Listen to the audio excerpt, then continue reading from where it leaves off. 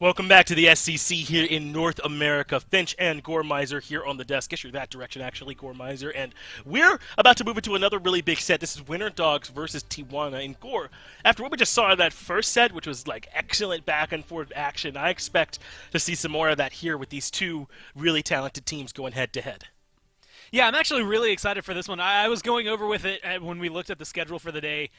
Realistically, there's one team maybe in NA that I think is an SCC typical team. You know what I mean? Everybody else has that level of talent where, again, I think this must have been the most difficult year for anyone to qualify into this because of the caliber of the 6 teams that I am looking at the rosters. And these two, even though they maybe don't have all of the same big names we just saw in Artisans and Hoofs, have a lot of big names on there. I mean, you know, it was kind of highlighted at the end of the last set, but Yuji versus Gaijay over there. I think Aquarius versus Heed is going to be big. Crimson versus Spreen. You know, essentially the 3 pillars of the map, all 3 lanes, have a very interesting matchup in them.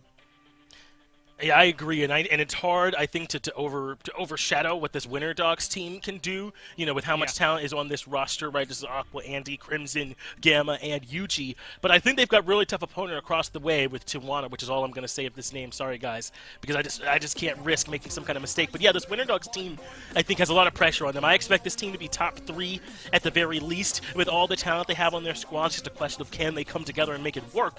And Gore, I know you told me some of the matchups you're looking at, but with Winter Dogs in particular, who do you think is going to be the most important for this team to succeed?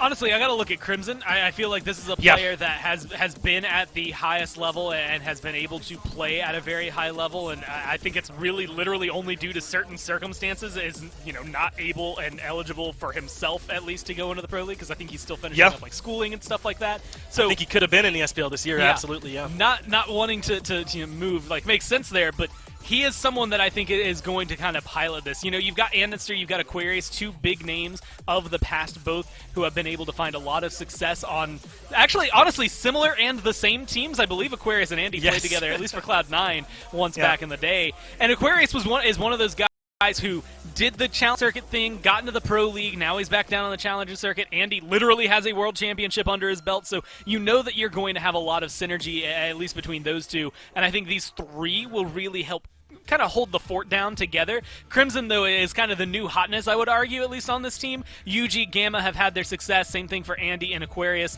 All of them have found success in the past. Crimson has kind of just slowly but surely been clawing his way to the top, and I'm excited to see if he can continue doing it. Yeah, I expect Crimson to be darn near the best mid laner down here. I think he and Basket are pretty neck and neck, but I mean, I don't know. How can I say that what Pagon just got through doing for the Sturdy Artisans, right? So it is crowded in mid lane, I guess is a better sentence to say, and there's just a ton of talent down here. So I think this Winter Dogs team is one to keep your eye on, but that's only if they can conquer this Tijuana team and get out of the gates hot, right? Because I think this team has a ton of talent. I'm a huge Gaijay stan. I think this guy is SPL caliber, and we're done talking about that. It should be a given at this point, and the rest of this team is strong too. I know I asked you who was the big factor on Winter Dogs. What are you thinking about for this Tijuana roster? Honestly, I think they're going to have a lot of success because Heed, Spreen, they were on, what was it called, Spreed last year. Like, they played together for a long time. I think Cope might have been playing with that team as well. Like, it's one of those things, all of these players have, at one point or another, spent time together and have played with each other. And like you said, Gaijay is maybe the one that my mind wants to jump to immediately just because of what we've seen out of him. Granted, I think there was a period of time where it kind of felt like he maybe had 2 gods. He was playing the Freya and the Ram a whole ton. But then we got to see that expand, and that's when I really started to, like, kind of like you, become a fan of watching Gaijay. I think he is someone who, again, could very well have been on a team that could go into the Pro League. Like, I think he is a player that is right on the cusp of that level and really does have just a little bit more to grow before he's able to get up there. But alongside him with Spreen, Cope, and Heed, I think he's going to have a good time. Blugan as well, a lot of success, I think, last year. If he has good setup, I think Gaijay is going to have a pretty easy time looking good this set. Yeah, of Blugan and the Woogan fame, I got to think right here for young Blugan, and he's got a chance, I think, to show he can make it work here on this squad as well. These are two tough teams, man. I'm not even sure how to call this one going into it, so maybe we don't. We just hop in to the picks and bans and let the cards fall where they may to start off this excellent set number 2 in Core Winter Dogs in that first position.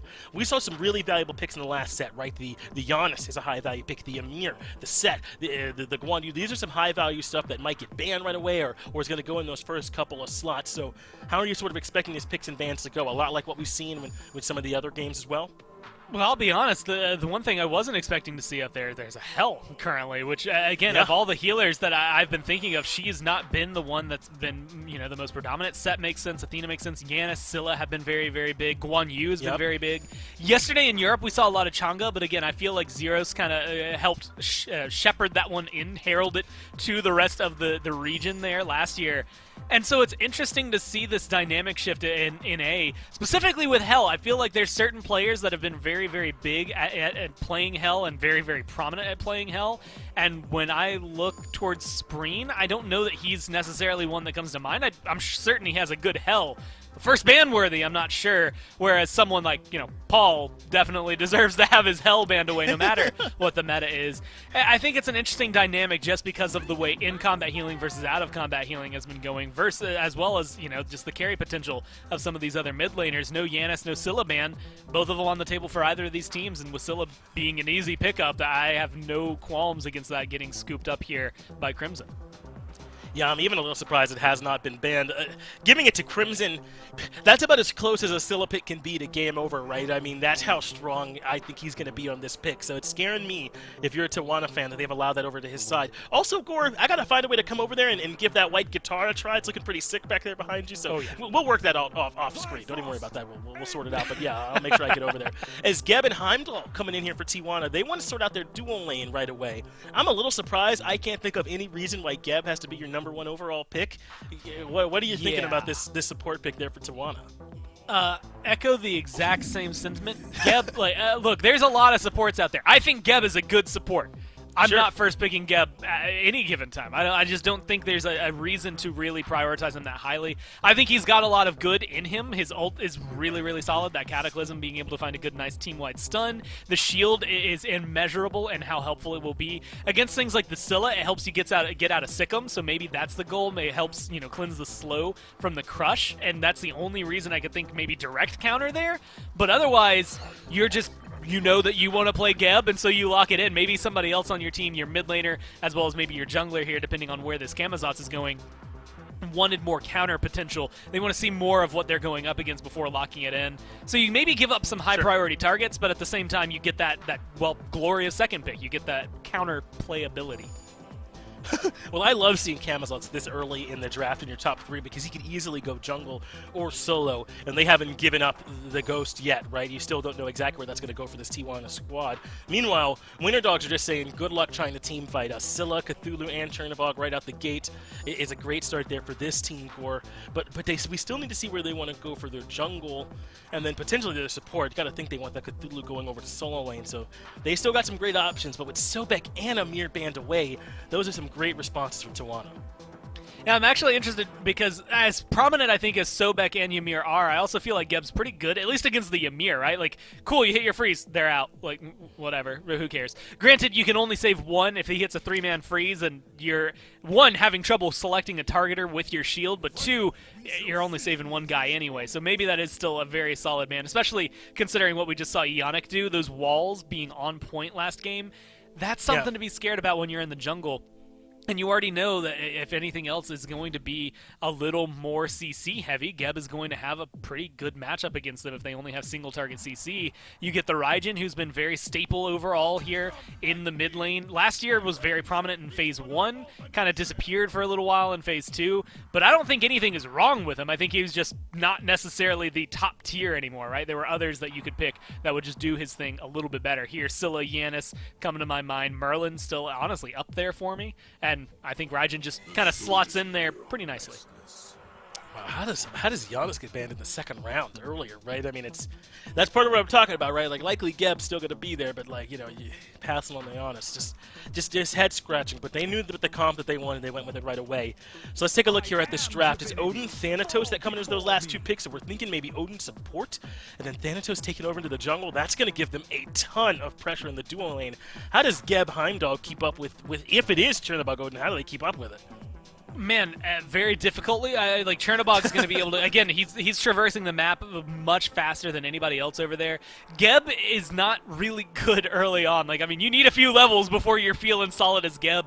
Like your knock up, your 2, the clear isn't that great. Even with the buff it received a few months ago, the shield isn't going to be online early. And when you do hit level 2 and have that, yeah, you're stopping Odin from stunning you, but the damage from Odin Cherno is still going to be a lot, especially if Thanatos starts to gank over there. I mean, level 2 ganks, this is a free lane in the duo lane. I think if you're on the Chaos side here, you have to be very, very careful with what you do. Geb Heimdall is going to take a little while to get online. And I would say that kind of applies to almost all of their picks. Like Tsukuyomi, maybe the earliest. Same thing for Raijin. Like, they're going to be able to get there. But with Thanatos, Odin, this is Winter Dogs trying to roll this game as fast as possible. Cthulhu and Scylla don't necessarily translate the exact same thing. But I think if Odin and Thanatos get off to a good enough start, it doesn't matter what your late game looks like. You'll be able to win. Well, that's a great place to focus our attention as we move into game number 1 between Winter Dogs and Tijuana. Thank you, guys. It is an interesting set of teams we've got here, Mifflin. We have an Odin in the not in the jungle, in the support role here. Thanatos in the jungle. Already 2 picks that we don't often see picked up. And then on top of that, on the other side of the map, we have Geb, who isn't really a premier support at the moment. What do you make of this? Yeah, Geb hasn't been premier recently, but we have seen him getting a little bit of attention, especially over in the European SCC. I'm really curious about how Tijuana is going to approach these mid-game fights, especially around that 3v3 with the Kamazots, the Raijin, and this Geb. Because up against Scylla, Odin, and Thanatos, the second those guys hit 5, every single one of them hit an immense power spike. If Spreen goes into the Thunderclap, or even into his own Drum's ultimate, he's so easy a target for Anister to dunk down onto. If Cope is taken out before he's able to get into the Battle of the Hell, he's got so much CC set up on the side of Winter Dogs, it's going to make it that much easier to land the I'm a Monster. I'm really concerned about the Chaos team once we get to that 10-15 minute mark. Yeah, definitely it's a weird mix, right? They don't exactly have no CC, but they don't have a lot, and they don't exactly have all of the damage, but they have a lot, right? Typically in these low CC teams, you see a lot of burst damage coming through to kind of make up for it. They can't walk away if they're dead, kind of a vibe. But Tiburones don't really have that kind of a vibe either way. It just feels a little bit here or there, but we'll have to see how it works out for them. As you said, as already damage just kind of coming through from both of these sides. Gamma not choosing to walk back into lane yet, but the dual lane is just continuing to do dual lane things, slapping each other, as is the mid lane and as is the solo lane. Yeah, I expect to see the Tijuana duo lane play a little bit more passively, especially considering they have this Geb.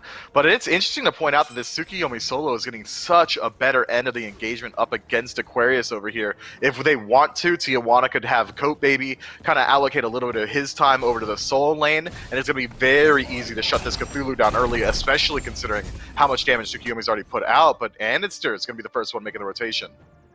It doesn't look like Heed is really in a risky position here. He's either just naturally clocked it, or he knows from a ward, and we can see that that little vision shard ward there is what stops Heed from walking too far forward, spots out the recall from Thanatos, and he'll be just fine. But this is one of the things that's pretty dangerous about this Cthulhu solo, is that if you can't get it rolling early enough, it does kind of run this risk of just not existing. Yeah, if he falls too far behind, he's going to be locked inside his tower for the majority of the match. He could lose out on subsequent blue buffs as well. Already he's starting to work his way through the enemy jungle, forcing Anister to take a much more defensive positioning. Keep your eyes on Cope and how he decides to rotate in. This is going to be an important fight. Aquarius could be in some trouble, uses the Maya, but it's not going to land the whole way through. Blinking in his coat, off the mark is the death siphon. Anister might already be dead. Dash to the wall, should be able to peel Kobe away, but no, Heed able to take the last tick of health off of Andy's health bar. Now in the mid lane, looks like Crimson could be in some trouble as well, but Spree not on the mark with those drums at all. And in the left lane, more damage is coming through, but Big UG able to escape as well as his mid laner. Only one kill goes the way of Tiburones, but it's a big one. The Chaos team living up to the moniker, choosing violence all the way across the map. Unfortunate ult allocation from Spreen means that Crimson's able to make his way out of there, but not for free. Has to use the Alma Monster himself to get out of that sticky situation. An unfortunate fall for Anister there. Had he hit behind his ally, he would have gotten out a little bit more easily, as Guy J with some saucy movement there. Not quite on the mark with his ultimate, but certainly putting some fear into Big UG. It was attempting to pull a Panda Cat from Worlds. Very similar play there, as you said. Not quite on the mark, but definitely points for style there. Guy J feeling himself today. Meanwhile, the rest of the map, Anderson just trying to catch up at this point. Sat about a half level down. Does hit level 5, though. So Thanatos is going to be scary from this point forward. I'm looking at Spreen to be the potential first target of that hovering death. Agreed. Blugan blinks forward, finds the Cataclysm. Gamma now left isolated around 3, uses the jump to escape, but the Thunderclap is able to close that gap easily. A slow from Geb should confirm that kill if he were able to hit anything with the blink. It gets him away. And meanwhile, Rem Crimson's going to find one of his own. Cope burns the ultimate to try and find Gamma on the right-hand side, and he's going to, but Spreen takes a spill in trade for the support. W. Spreen on that jump in immediately gets punished by Crimson. The crush damage comes through. Doesn't even have to use the I'm a Monster, but we gotta talk about how long Gamma was able to survive there. If even one tick of the first ability from Raijin found its way home, the blink wouldn't have got its way off. Fortunately for Gamma, that's not how it plays out, and it forces Cope to use the Bat Out of Hell to chase out that kill, separating the rest of Tiburones from their jungler, making it that much easier to find that turnaround. Winter Dogs sticking in it. They're a hardy team. For sure, it's really well played there. I don't think we can harp on about it enough. Gamma really uses those fancy footworks, breaks the ankles, if you want to use the current street term, for all those juke shoes that have been going around. But a really good trade there, makes the best of a bad situation, and now a Rep Crimson, who is a very, very good player. Very talented mid laner here, playing the Scylla, who's one of the scariest players to be piloting there in that position. Has a lead. It's not much of one at the moment, but watch now, he's just picked up that restored artifact. Boots are on the board for him. This Scylla could be a force to be reckoned with. Yeah, I reckon we see Crimson play a little bit passive until he's able to finish up that Rada Zahudi, and then he's going to make use of the passive from Conduit Gem, as well as the Scylla passive for additional penetration. It's going to be a massive power spike for Crimson out of mid. I'd like to see Winter Dogs play a little bit of passively up until that point, maybe have Anister try and power farm this jungle, but already a slight skirmish on that right side camp results in one camp going one way and the other. Now, for now, keep your eyes on the Soul lane and the Duo lane. Those are going to be the POIs where both teams try to establish a little bit of pressure before they move in towards these neutral objectives. Well, speaking of pressure, we were talking about how Cthulhu could feel a little bit like Limp Calamari if he falls too far behind, but Aquarius, despite being under tower, hits 8 before Heed, who only just dinged it, so a good half level up, even though he might be down in gold from the amount of minions that are falling under that tower. In fact, nearly a whole 1,000 gold behind is Handsome Squidward, but he's still ahead in XP, and that's going to be worth something. And he's already feeling confident off of it. Blinks forward, finds the damage, and looking for the dive. Can't walk into that tower. Anister not quite in range with his own ultimate, the Hovering Death, not finding its way home there. He makes it out by the skin of his teeth, but not without trading his own ultimate. But with Cthulhu having the Descent into Madness down, as well as losing out on his Relic, could create an opportunity for Cope to rotate over to the short lane. Potentially, but it also, you know, he doesn't have his ultimate available to him either. Did use the beads as well, so both junglers, actually, you can already see it, both junglers here hovering around, but actually Anderster just put that back in, and he did so right on a ward as well, so Tiburones are going to know that he's no longer on the board. Cope potentially looking to hover around here on the right-hand side. Nope, but the back from Aquarius is going to trigger Cope to rotate somewhere else for now. If Tijuana have a heads up on the blue buff spawn here, they've got a really good grouping on this right-hand side, and it looks like Cope and Blugan are privy to it, already setting up the defensive positioning. If Anister steps too far forward, he could lose out on his life here. Instead, though, they're going to go ahead and strip away those camps and then move in towards the blue. A slow rotation for Winter Dogs means that's just a clean win for the Chaos team. One buff invade makes not for a lead is what they're able to do with that timer, but 1,500 gold up, 8 minutes in, nothing to complain about. Slow, methodical game plan here from the Chaos side. As you said, the Tiburones are about 1,500 gold in the lead already here, and that's just off these small little plays, off of them walking into the jungle and getting a camp away from Anister, off of them pushing minion wave after minion wave under tower. And actually, we have a look on the right-hand side. The solo lane tower for Winter Dogs is already about, what is that, a third of its HP? That's going to be a super easy tower for them to push down if Aquarius even thinks about rotating. But Cope in the mid lane could be in some trouble, jumps away. Doesn't look like Winter Dogs are wanting to chase that down, though. Yeah, it's so hard to chase down a Camazotz when he still has that ultimate available. Being able to remove yourself from the playfield is such a versatile tool, not only for chasing down enemies, but getting yourself out of sticky situations. I imagine we see this continued pressure from Winter Dogs around Crimson, especially considering he is rapidly approaching that Ratatouille mark. This Scylla so close to hitting that massive power spike, it's going to be so easy to set up for the kills as well. Maybe a hovering death from Anister for a stun immediately into I'm a Monster, or even Gamma rotates in with Gungnir's Might and finds a stun that way. They have so many ways to engage from a range.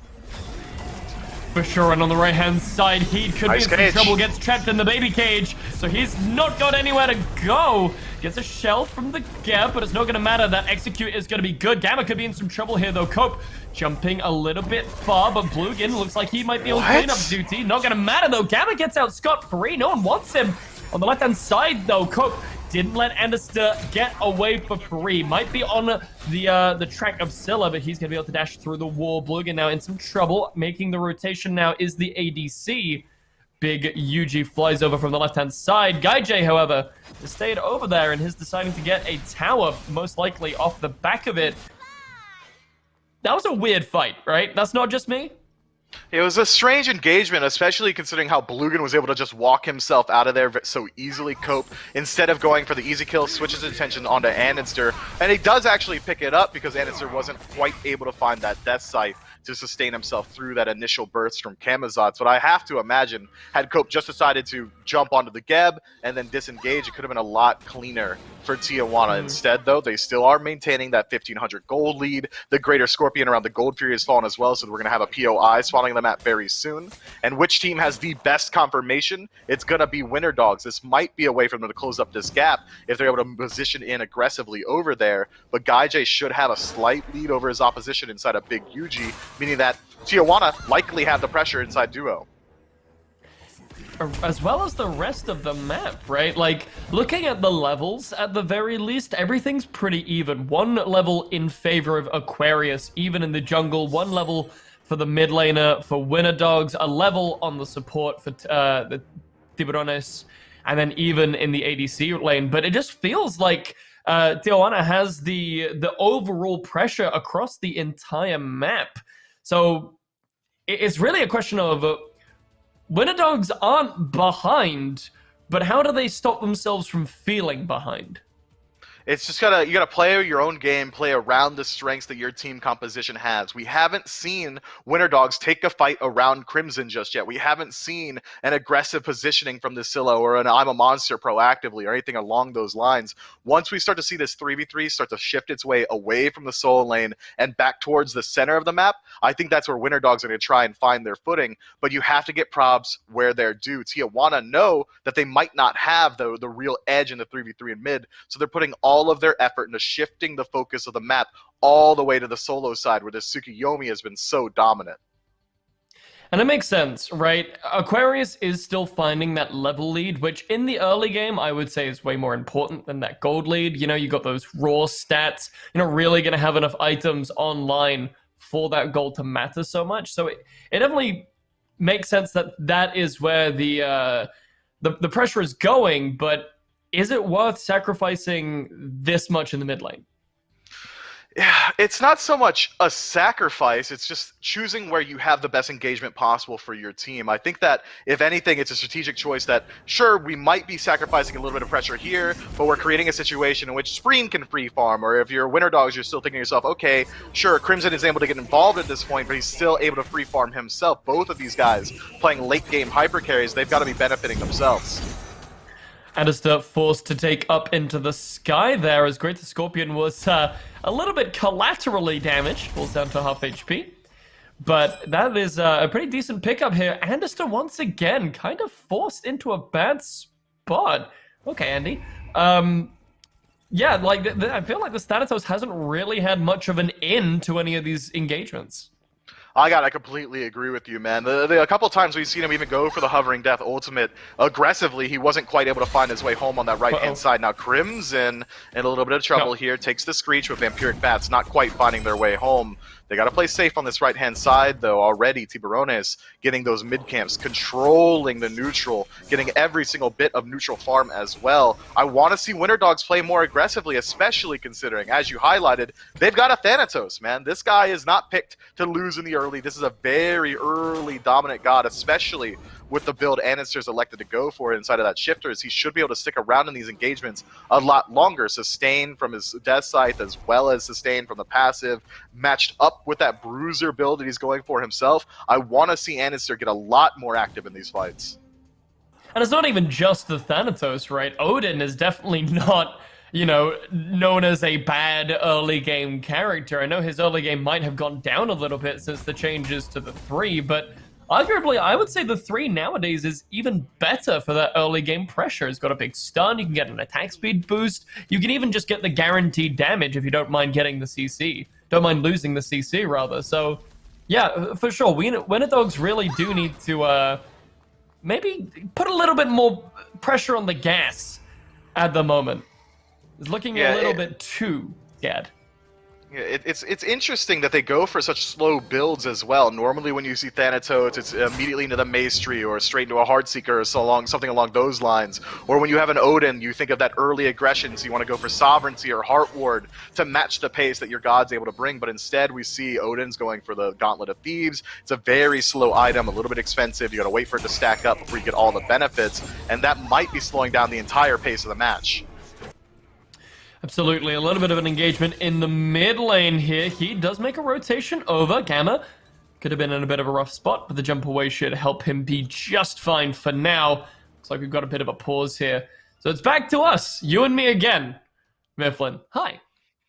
Yeah, thank you for your patience, Smite fans. We're just working through a couple of technical issues here, but at the end of the day, we're not missing out on too much just yet. It's still a building period in the match right now where both teams are trying to find the confidence to move in towards this neutral objective inside of the Gold Fury. It's been spawned for about 2 or 3 minutes now. I have to imagine it's going to be Tijuana going for the aggressive positioning despite having a much more passive composition inside of Raijin, who needs a couple more items in Scylla to come online, especially in Season 8, or inside of this Geb, who's really one of the slowest starting Guardians of the game, but it still feels like it's been Tijuana time and time again choosing the engagement, choosing where they want to fight and how these fights are going to go. It's just been the back foot for the enemy team the entire time.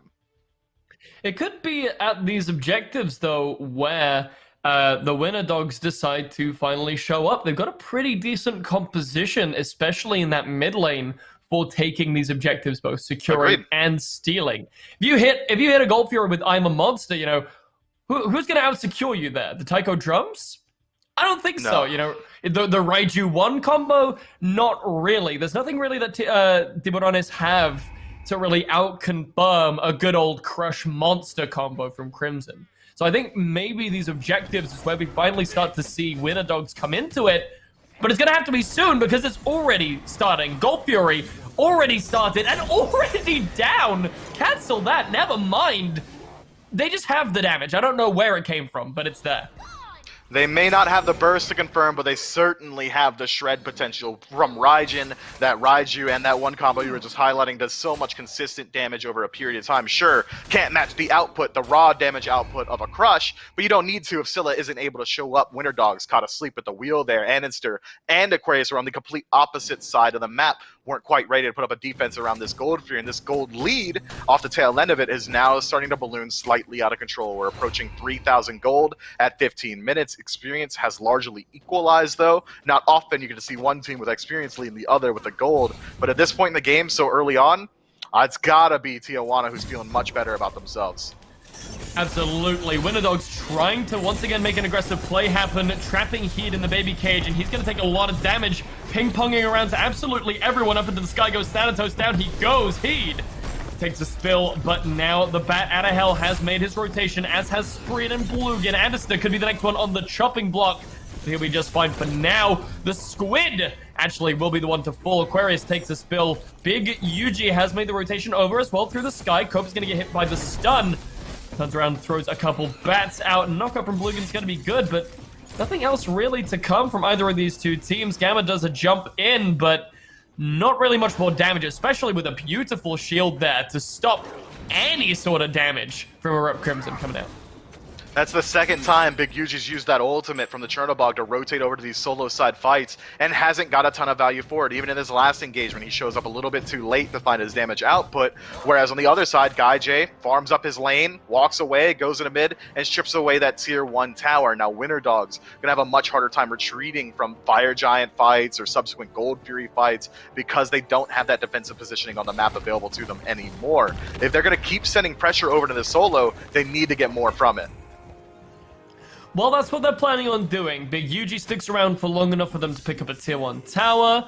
They're able to force back a couple more members of Tiburones. Nothing really else to come of that. I would have really enjoyed this right side Scorpion being taken by Winter Dogs. It's not everything, you know, but it's something extra that they can get that would have been pretty much free. Tiburones weren't really in a position to contest it, even if Scorpion was really something to contest. You know, so why not do it? I feel like teams just are still forgetting to take Scorpion.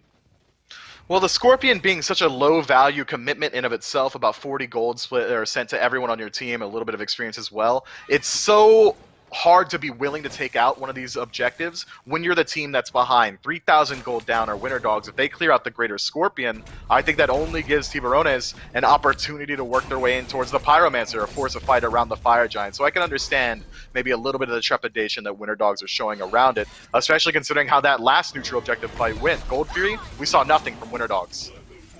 Once again, Cope is able to avoid every single piece of damage there from Crimson. Thank you to a wonderful shield from Blugan. These things are absolutely insane, but can only last for so long. How long until we start seeing those crushes go through the shield plus half of a health bar, Mifflin? Yeah, it's pretty soon, I'd say. Probably around this next item, or maybe even this next level already. We were starting to see so much damage from Crimson as Yuji gets caught out by Cope a little bit here. The Blink is expended by the Kamazots, but doesn't get much off of it. It's a rotation from Winter Dogs that's able to scare Tiburones off. But again, Winter Dogs so quick on the rotation, so willing to send people out of their lanes, whereas Tiburones stick around. He strips away a solo tower. Minions already took away that duo side tower as well. Now only tier 2s left standing for the Winter Dogs. It's going to be so hard to retreat if any of these fights start to go south for them, especially considering Gold Fury is spawning in about a minute. Yeah, they got a long way to run if they want any sort of security, all the way back to a tier 1 anywhere on a tier 2 anywhere on the map. I didn't even realize that the right side tower had fallen just yet, but given with how low it's been since the start of the game, it definitely does not take me by too much surprise. Heed sitting around the same position as he was before, but able to make these rotations out into other lanes a little bit easier than Aquarius can. I think that's going to be a pretty big turning point, though, for Winter Dogs, when Aquarius is able to make this team fight presence felt, you know. Cthulhu definitely has that really big aura you need to try and make some space in these fights. He does, but maybe he makes the rotation a little bit too late. Does he really want to stand up against Guy J and the Descent into Madness once you've already got Executioner and Kin Size available to him? He's upgraded the Hunter's Cowl as well. Guy J is going to be absolutely shredding any tanks who decide to stand in front of him. The same could be said of the ADC Big Yuji, also going for the Executioner build, finally working his way into Kin Size as well, but makes the adjustment towards Silver Branch Bow. He's getting so many stacks every time he uses his passive properly. Every time he goes into his ultimate, he's going to get so much value off of this item. But it's so early, I have to imagine he might have got a little bit more value had he decided to go for kin size first. Right, okay, but Mifflin, is Gaijay going to be able to shred Aquarius if he's not building tanky? I mean, like, I kind of got you there. He can't be shred if there's nothing to shred. He's got damage pretty much across the board. The Breastplate of Valor, the only thing really here for Aquarius between him and the unmitigated feel of Gaijay's axes to his face. So maybe he just trades off the ability to not die for damage? Oh, that's a good point. Instead of having to worry about Gaijay shredding him, he can worry about literally everyone on Tiburones. Can absolutely blast Aquarius at this point. Spreen's going to be dealing immense damage because it's just a Void Stone, trying to mitigate a little bit of what this Raijin's doing, or even no CC immunity either if he doesn't get into the Descent into Madness first. So if Bluegin's able to engage onto him, this Cthulhu might just get blown away instantly. Is this spear, just as a quick curiosity question, Mifflin, do you think this is a Divine Ruin? Do you think this is a Desolation? What? It's likely a Desolation, and it's during Cope Baby going into the 1v1 mid, whereas Aquarius moving forward, but none of his teammates backing him up, and already we're starting to see that squishiness come into play. Already falling low, Heat not quite able to finish up that kill. Bluegin has to do that one as Anister dunks in and finds Heat. Well, I mean, the support takes down the Squid. That's a pretty big upset moment. Spreen able to pick up the support on the other team as well as the ADC. Big Yuji falls down to the Thunder Drummer.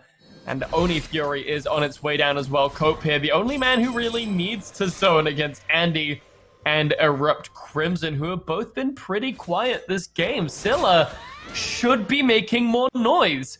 Anderster should be making more noise. Why are they so quiet?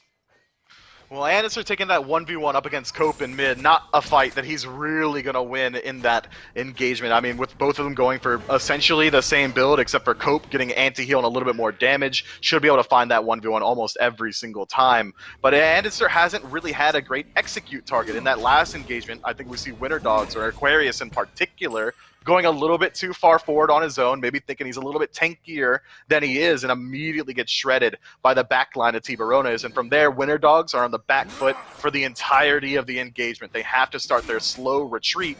Not easy to do when Tiburones has gods like Raijin, who could drop the Raiju for a slow, or Heed, who's constantly throwing out slows as well. It's just a tough situation. They need to take these fights a lot more cleanly, rally around this Cthulhu, and play through Aquarius.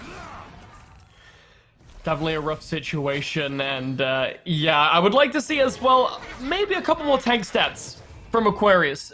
Maybe, if anything, I would like this this spear to be a Spear of the Magus, maybe to help give his team some extra damage towards the enemy play, or a Divine, yeah, you know. But like, other than Cope, who's really healing all that much? You know, Gaijay's got some lifesteal, I guess, but oh, it was a Divine straight up. Okay, sorry, my bad, I didn't see that. Why, though? The sustain coming through from Camazotz is a little bit hard to deal with. Maybe the sustain from Gaijay as well. Just wants to make sure that when he does go in, he's not going to just straight up lose the 1v1 up against the Cal, Devo's Gauntlets, Heimdall. But even then, I gotta agree, man. I wish it were a little bit more tankiness coming through here, because already, even when he is getting the mitigations from Descent into Madness, he's burning away so quickly. And Tiburones moving in for another POI. We'll see if Winter Dogs put up a defense. Well, Pyromancer falls down to the Tiburones. No answer from Winter Dogs at all. But like, yeah, it's definitely a strange decision. Like, if he wanted the anti-heal, you know, like Pestilence exists, you know, Contagion exists. Like, there are other options, is what I'm saying, Aquarius. But I don't know. We'll talk about it later, I suppose. As honestly, the Tiburones could potentially look to group up for this Fire Giant already, really. Like, what is the threat that Winter Dogs are going to put into this fight? If Tiburones takes the Fire Giant pool a little bit haphazardly, they still have to contend with the fact that Erupt Crimson has the hardest hitting abilities on the map and doesn't even have to use his ultimate to find it. His Crush is the best confirmation compared to anything that Tiburones are able to do. So there's still definitely the threat of steal potential. There's still great engage potential if Anister is able to start off a fight on the right foot, or if Aquarius gets a good Descent into Madness. Keep your eyes on the cage as well, We haven't seen too much from Gamma this game, which might be a double-edged sword. Tiburones didn't feel the need to pick up a Phantom, so this Odin is a huge threat. Blinking forward now is Aquarius. Fire Giant pretty dang low, already a quarter of the way down. Baby Cage gets dropped, and Gamma is the one that locked inside it with Heed, not the other way around. He's going to fall pretty low. I'm a monster. Gonna be on the mark, but Heed is gonna get a pretty big shield there from his teammate. Anderson a little too far up. Shut Creek without a paddle. He's gonna fall down to Spreen, and now with one man down, and the rest of them all the way back, Tiburones once again in a position to potentially start up the Fire Giant. Health bars are low though. Yuji still looking around, but Cope does so much damage there with those abilities. And now Tiburones, they forced pretty much everyone else from Winter Dogs out. Looks like they're going back on this Fire Giant. I really like how Heat approached that engagement. He gets caged off and immediately uses the Piercing Moonlight to close gap on a Crimson, which effectively splits up the Winter Dogs into 2 separate engagements. And when you're this far down, 8,000 gold, you can't be taking fights split up. It's always going to favor the lead. Ooh, Cope nearly takes a spill there. Forced up into the sky, and he'll be just fine. Nearly finds himself in a bad spot, but big UG here in some trouble. Cope still trying to go into this fight, but it's only Gamma, so I guess he's not too worried. Still has so much sustain. Look at those vampiric bats. He's already nearly half health already. Rip. With the Fire Giant falling. Gaijay, no! No! Alright, yeah, Winter Dogs steal the Fire Giant. Gamma walks in. Gaijay forfeits his life to an NPC, by the way, and now Winter Dogs, they've done all they need to do, man. They had no reason to chase out this kill anymore. You were given everything you need, and they're trying to find anything that he can, but not quite quick enough to keep up with that rollout. Blugan walking away from this one. Winter Dogs, from the edge of the abyss, claw their way back into contention for this match. How is my question. How does that happen? I don't think I've seen anything like this happen in my time casting SCC. This is a first for me, I do believe. Gaijay takes a spill there. I guess maybe the tanking of the Fire Giant just wasn't quite there. Maybe Gaijay gets accidentally hit by a knock-up from the Fire Giant. I'm not sure. We didn't quite see it, but unfortunately, it happened. Winter Dogs walk away with a Fire Giant belt and a very real chance to claw their way back into this game. But what are the steps they have to take? Oh, they gotta cross their T's and dot their I's, strip away as many neutral objectives as they can, but even with Fire Giant, it's still about a 5, nearly 6,000 gold lead favoring Tiburones. I like to equate Fire Giant to around 8, maybe 10,000 gold, so that does close it up in large part, and look at how many neutral objectives, or permanent objectives rather, are left on the map. Still 5 towers that Winter Dog's able to strip away that should be able to close up that gold gap, but they have to play it safely. They still have to contend with a huge gold lead from Tiburones. Oh boy, they gotta play it better than that. Winter Dogs pull the Gold Fury out of Arup Crimson's crush before he has a chance to pop it. So let's hope we don't see any more of that. Come on, Winter Dogs, you're back in the driving seat. Let's clean it up, boys. Down goes the left tier 1 tower, and forward on to the tier 2 here. Big UG takes it up for the moment. The rest of his team push in, but it's all about this Phoenix defense. Meanwhile, in the mid and right-hand side, Tiburones just trying to get a little bit more pressure in other lanes of the map, but now full 5v5 engagement up into the sky goes Thanatos already. Aquarius is already in the backline making some drama happen. Blugan blinks forward, gets a pretty big knockup, but Spreen is the first one down with a kill. Aquarius takes kill number 1, and Anderster's the next one to fall. Phoenix does fall down here, and Crimson is on his way out, but Yuji and Gamma are running away, but only Gamma's going to be able to get out for sure. I don't think there's any way that Tiburones are able to chase him down here. Already back to base is Crimson. And the Tiburones just took out pretty much an entire Fire Giant team because they were so intent on getting to that backline. Yeah, they close the gap into the backline. Aquarius essentially uses Descent into Madness as a dissuasion tool, saying, alright, Tiburones, you gotta back up, let me have this Phoenix, but immediately he's followed up by Yuji and Anister, stepping too far forward, which turns it around immediately, and now the shoe's on the other foot. We're starting to look at potentially an end on the other side. Tiburones stripping away this big Phoenix for free. I don't think Tiburones are in the position to end up here with everyone being basically back online in the next 10 to 15 seconds. So they're going to back up for now. Heed might fall down here, but some beautiful peel from his jungler is going to keep the Soul Laner alive. Gamma not able to find the hits that he needs, and Heed able to just about limp away with the slither of HP. But Winter Dogs they swung back for a hot second, and now I think we're right back on the other foot. But look, Tiburones' defense is off balance. Heat hasn't made his way back to base yet, so Winter Dogs get another opportunity to push with an advantage state. Tier 1 tower going to go down for free. Fire Giant spawning in a minute, and Winter Dogs are the only ones out of their base. They can already back up, establish the defensive vision advantage around the Fire Giant, strip away the Pyromancer as well, and they've also stripped away the more important Phoenix. That left side Phoenix is so much harder to defend against Fire Minions than the mid Phoenix that Winter Dogs lost. So once Fire Giant starts back up, that dance is going to favor the Order side team. But we're still looking at about 5,000 gold separating these two squads. Tiburones, despite being on the back foot for the last couple of minutes, have maintained the exact same lead.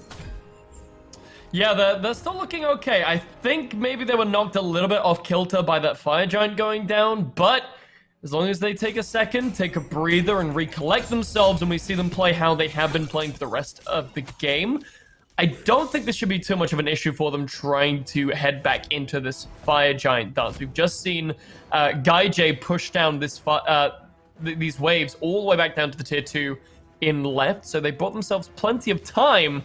The Fire Giant still has another solid 20-odd seconds before it spawns, so the wave is going to have a pretty decent time getting back up there, especially with help from Big UG. The difference is, Big UG can just ult into this fight. Fire Giant just spawned. What's going to happen? Looks like Yuji isn't actually willing to commit himself to that push. Instead, goes back to base and is going to look to regroup with his team. Tiburones moving in as a group, trying to see if they can catch anyone moving out too far forward and reestablishing the vision advantage themselves. Winter Dogs give up the defensive positioning absolutely for free. Now the Chaos team has every single advantage going in, and they're making use of it. Blugan already starting up the fire. Not quite, just stepping up into it, trying to bait some responses. Tiburones walking back once more. Meanwhile, the Winter Dogs coming back in, trying to clear up the vision for themselves. Tiburones actually stepped very, very far back, considering the situation. I wonder what the plan is here from them as... well, you see what's happened here. Cope backed off to go onto that left-hand side and try and push up that lane. With the left-hand Phoenix just respawning around the corner, there are only a few more waves, so if they can delay this fight for a little bit, that might be good, but they're going to get that chance. Good Aquarius cage. Up into the descent into madness he goes. Rob Crimson finally wakes up and shows up, but Aquarius isn't able to stay alive for long enough to reap the rewards. Blugan takes the spill here as well, but it's going to be shortly followed by Spring. Cancel that! Dash is going to save him for now. Yuji not going to let that stand, though. Coke comes in now. Anderster takes a spill. Gamma could be the next one here to fall. The rest of the carries are still available. Big UG able to bump up that Aegis and keep him alive. Somebody from the Tiburones needs to back to defend that left-hand Phoenix. But it doesn't look like anyone's going to be able to. Cope is going to make the attempt, but Gamma looking to push it in. I don't think anyone's going to be here in time. Cope is going to try, but the Fire Wave should be just about enough. But can Gamma make his way out of this situation? I doubt it. Cope should have the movement speed advantage and the ability to catch up with that bat out of hell. Doesn't quite hit every single tick, but he doesn't need it. That shield peeled away instantly. Gamma, a hugely desynced death. 60 seconds left until this Odin respawns. Fire Giant still available as well. We could see Tiburones respawn, try and push out these waves a little bit, and then immediately regroup on fire while Gamma's still dead. But on the other side, Winter Dogs do a good job maintaining their base. The mid Phoenix comes back up. Crimson able to make his way back to base and make sure that stays afloat. This is a back and forth match, man. 3,000 gold means nothing 34 minutes in. Winter Dogs, as far as I'm concerned, have the entirety of the lead, having taken away that left side Phoenix. They're in a very good position now to take a team fight around fire. Potentially, yeah, but actually they're very far off being here for the moment, and Tiburones already starting up this EFG. It's already falling pretty quickly. Half health on the objective already. Anderson making his way in here. He's probably one of the biggest threats, but Erupt Crimson just around the corner, already getting zoned out by Cope. With everybody else not really in position. It looks like this Fire Giant should be free, but Cope lands down into the I'm a Monster. Fire Giant goes the way of the Tiburones, but I'm a Monster already been expended. The jungler is already dead. Heed looks like he's going to try and get a kill into the Aquarius, but it's not going to quite work out for him just yet. Erupt Crimson picks up a second kill of the engagement, takes out both of the assassins, slaps the EFG away from their belts. That's going to be a pretty decent trade for Winter Dogs. Still not exactly what they would want, but Tiburones walk away now with 2 less Fire Giants than they started with. Yeah, I think Cope legitimately got hit by one ability. It's called I'm a Monster, and it put him in the dirt instantly. And Aquarius, being as squishy as he is, kind of baited Heat a little bit. Uses the Piercing Moonlight exclusively on Cthulhu. That's a hard decision to make, and he makes it out with probably less than 100 HP in that situation. A fantastic defensive play from Winter Dogs when Tiburones really had the majority of advantage there. Gamma hadn't respawned yet for that Fire Giant defense, so it was essentially a 5 versus 4 that Winter Dogs win pretty handedly because of an overcommitment from Tiburones in the Winter Dogs side of the map. Now, the Order side team can make use of this time. Still 5 seconds left on Heat's respawn. Might as well strip away a tier 2 tower. Sounds fun and dandy to me. Now, I want to quickly touch on some of these builds once again, Mifflin, whilst we're in this downtime, but first off, quickly revisiting Aquarius' build, I still don't know what's going on here. We got a Gem of Focus in there, there's a Witchblade here now. Like, I don't know what is going on here. Aquarius can't make up his mind as to what he wants to do, but at least that Witchblade is going to be slowing down Heed, Cope, and Gaijay from doing damage to him, so it's a W in my book. But the bigger question mark for me is the stuff of Mirrodin on Erupt Crimson. I think it's a pretty cool idea. Yeah, I think it's interesting to play out. It's got a pretty decent stat stick, as well as that passive going to give you that ability to use an ability again after going to the ultimate. So if he goes for potentially an I'm a Monster before the crush, double crush, pretty filthy. Or maybe I'm a Monster without using Sick 'em, double Sick 'em, even dirty too. So I like this pickup for him, especially considering this unorthodox build that he's generally gone for. The Obsidian Shard, the Polynomicon. If he hits anyone with Sick 'em at any point, I'm pretty sure my man's just going to kill him regardless of who it is. Yeah, it's kind of scary. This is kind of an uncommon build. It's very weird that you see Polynomicon on Scylla nowadays. It's just not really in the pool of picked up items, but it's still very effective. And I think it's really interesting that Erupt Crimson has decided to go for it. Despite him being pretty quiet up until maybe 10 or so minutes ago, he's still the only man left on the map without a death. So I think he's pretty safe in the knowledge that he's playing pretty safely. He's playing in a position where he can take these riskier picks. Aquarius finishes up his build with an Ethereal Staff in that last slot. It's HP across the board for his defense. Gets a little bit of HP from Voidstone. Witchblade dropping him 250 as well. Ethereal Staff, one of the premier power and HP items for Guardians and Mages. But it's an interesting build. He's going for Witchblade to counter out the Hunter, but at the same time picking up this much HP inside of your build is only going to give Gaijay more value off of this kin size, that passive doing percentage of HP per auto attack. Very interesting to see how Aquarius is going to play this fight. I thought maybe he was going to go into Gem of Isolation off that initial pickup, but instead goes for just more utility HP. I hope to see him play a little bit further back in this next fight. In the last couple of engagements, he's really been trying to spearhead his way into the enemy team, and his squad can't keep up with him. If he plays around Crimson, gets the follow-up that he needs, potentially they can fight just about anyone. Yeah, but potentially. It's definitely an interesting build to use your vocabulary here. Aquarius pulling out something that is not commonly seen, but we'll have to see how it works out as Winter Dogs looking to wrap around the side here.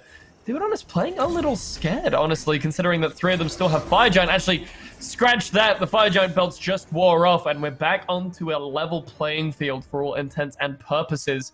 Tiburones, though, are able to maintain that left-hand Phoenix. It's back up, no more Fire Waves coming down that left-hand side, so they're fine for now. And with Fire Giant respawning in another minute and a half, it's going to be an interesting fight.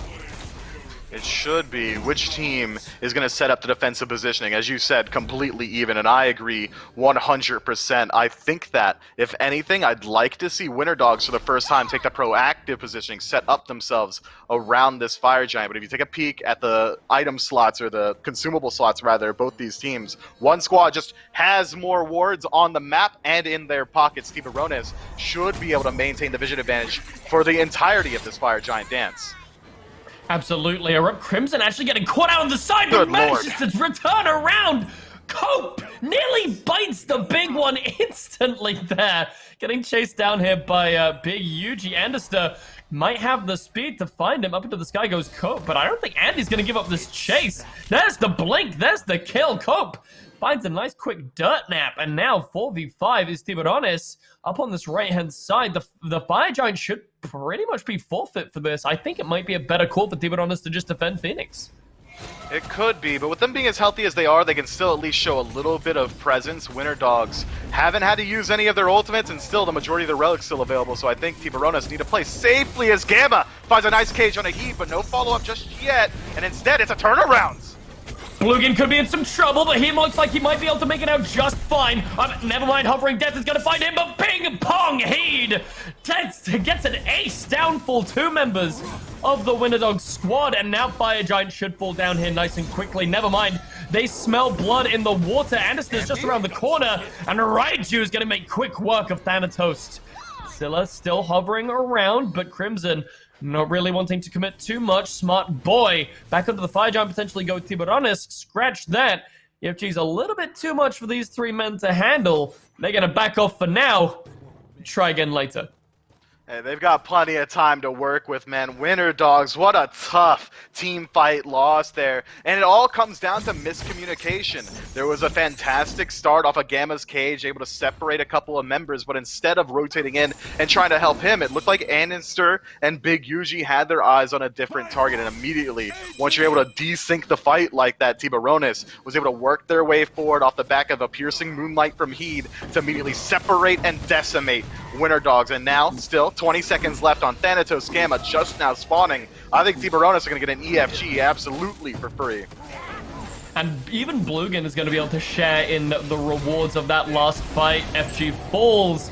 Blugan is up. And for the first time in the game, Tiburones walk away with Fire Giant on every single member of their team, not just 3 of them. So that's going to be a big boon for them. Looking at potentially for this left side Phoenix, looking potentially for that mid side Phoenix, right tier 2 tower. All good options across the board, as well as this Gold Fury as well. But the sky's the limit for this team now.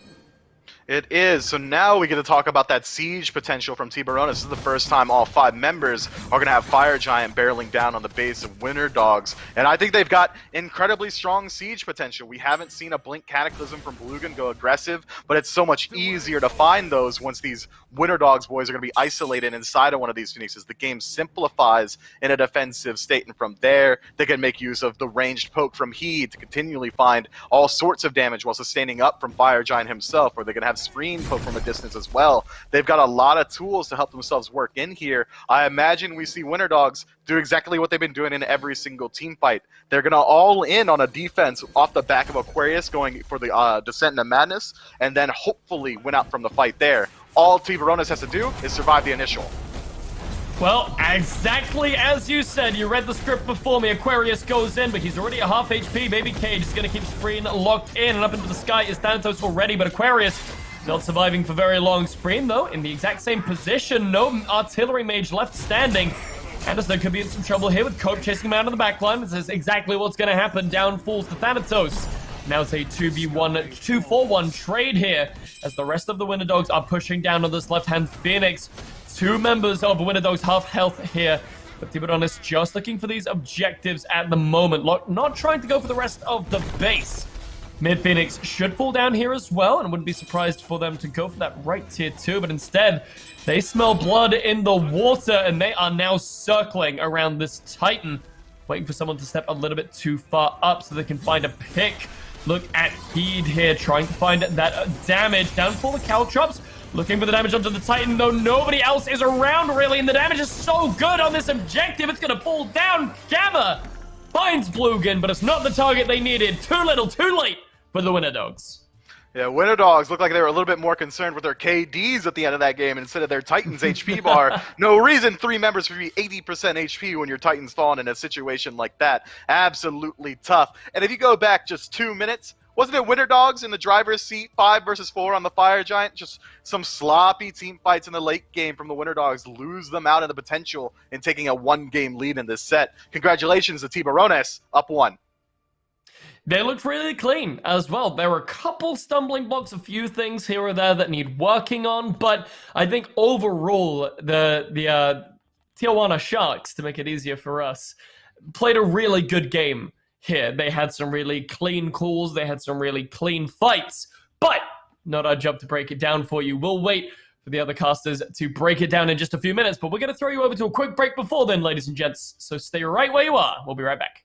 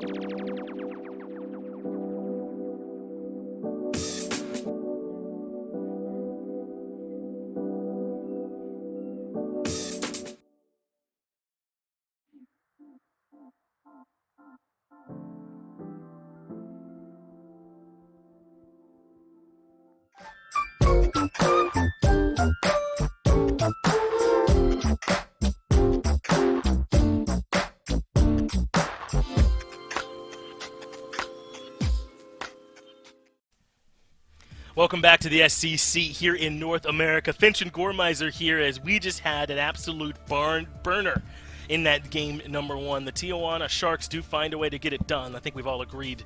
Maybe we just say it that way. It's a little easier for us here. But what a game, huh? Back and forth. It felt like sometimes there were throws, sometimes there were steals. It was just all over the place. Gore, what do you make of what we just saw in this 40-plus minute back and forth slugfest? Honestly, if anything, it kind of showcased kind of what I wanted to illustrate at the beginning of the day and again at the beginning of the set, which is the fact that I think all of these teams that we're seeing, again, very difficult year in my eyes to try and get past them, and they're all a little bit closer than you would think in terms of skill. I mean, you don't get areas like this. Obviously, there's going to have to be some mistakes for certain things to go the way that you would like, and it didn't start out the way that the Winter Dogs would have liked. It didn't end the way the Winter Dogs would have liked either. But they definitely had a lot of moments in the middle. Andenster at a certain point, like, he's just able to chase people down across the map like it's nothing. His movement speed is insane. I think it just took them a little while to get online, and that was really where their issue was. If they were playing the way they did in the last, let's say, 15-20 minutes versus the first 15 to 20 minutes, we'd probably have a completely different game on our hands when we get into that late point. Because right here, 21 minutes in, they had 4 kills. They were maybe keeping things even, but they didn't really find a whole lot until after there was, already 11 on the side of the Sharks. So, it takes a little while to get the ball rolling for them. And I think if they can kind of clean up that mid-game area, things will start to take a lot easier path to victory for them, as opposed to what they experienced where, Heat, Cope, and Spreen just seem to have a pretty solid grip on this game. Yeah, I don't know. It felt to me like we just saw like a boxer in a street fight. Like Tijuana Sharks were way better equipped for what this game turned into in those last 15 minutes or so. If this game is going to be sporadic and spread out and really lots of one-on-ones and 2v1s and that sort of thing happen, I think it's going to favor the team with 2 assassins on it, and with Heed and Spreed and Gaiji in particular playing so well as they did. Belugan kind of keeping them all above water with this great Geb play too. And really, I think Winter Dogs just got a little too disconnected. You heard Mifflin say in that last fight that Gamma did a good job of kind of spreading the fight open on the Fire Giant fight in particular with that cage, but he kind of gets left on an island, and Heed and Guy just start swinging at him. They take my man down, they move into the rest of the fight with that 5v4 advantage, and eventually were able to just find the punish. And then that left side Phoenix defense was kind of all over the place too. You saw Aqua try and dive in and start to fight off on a good note, but they just stood tall and handled it.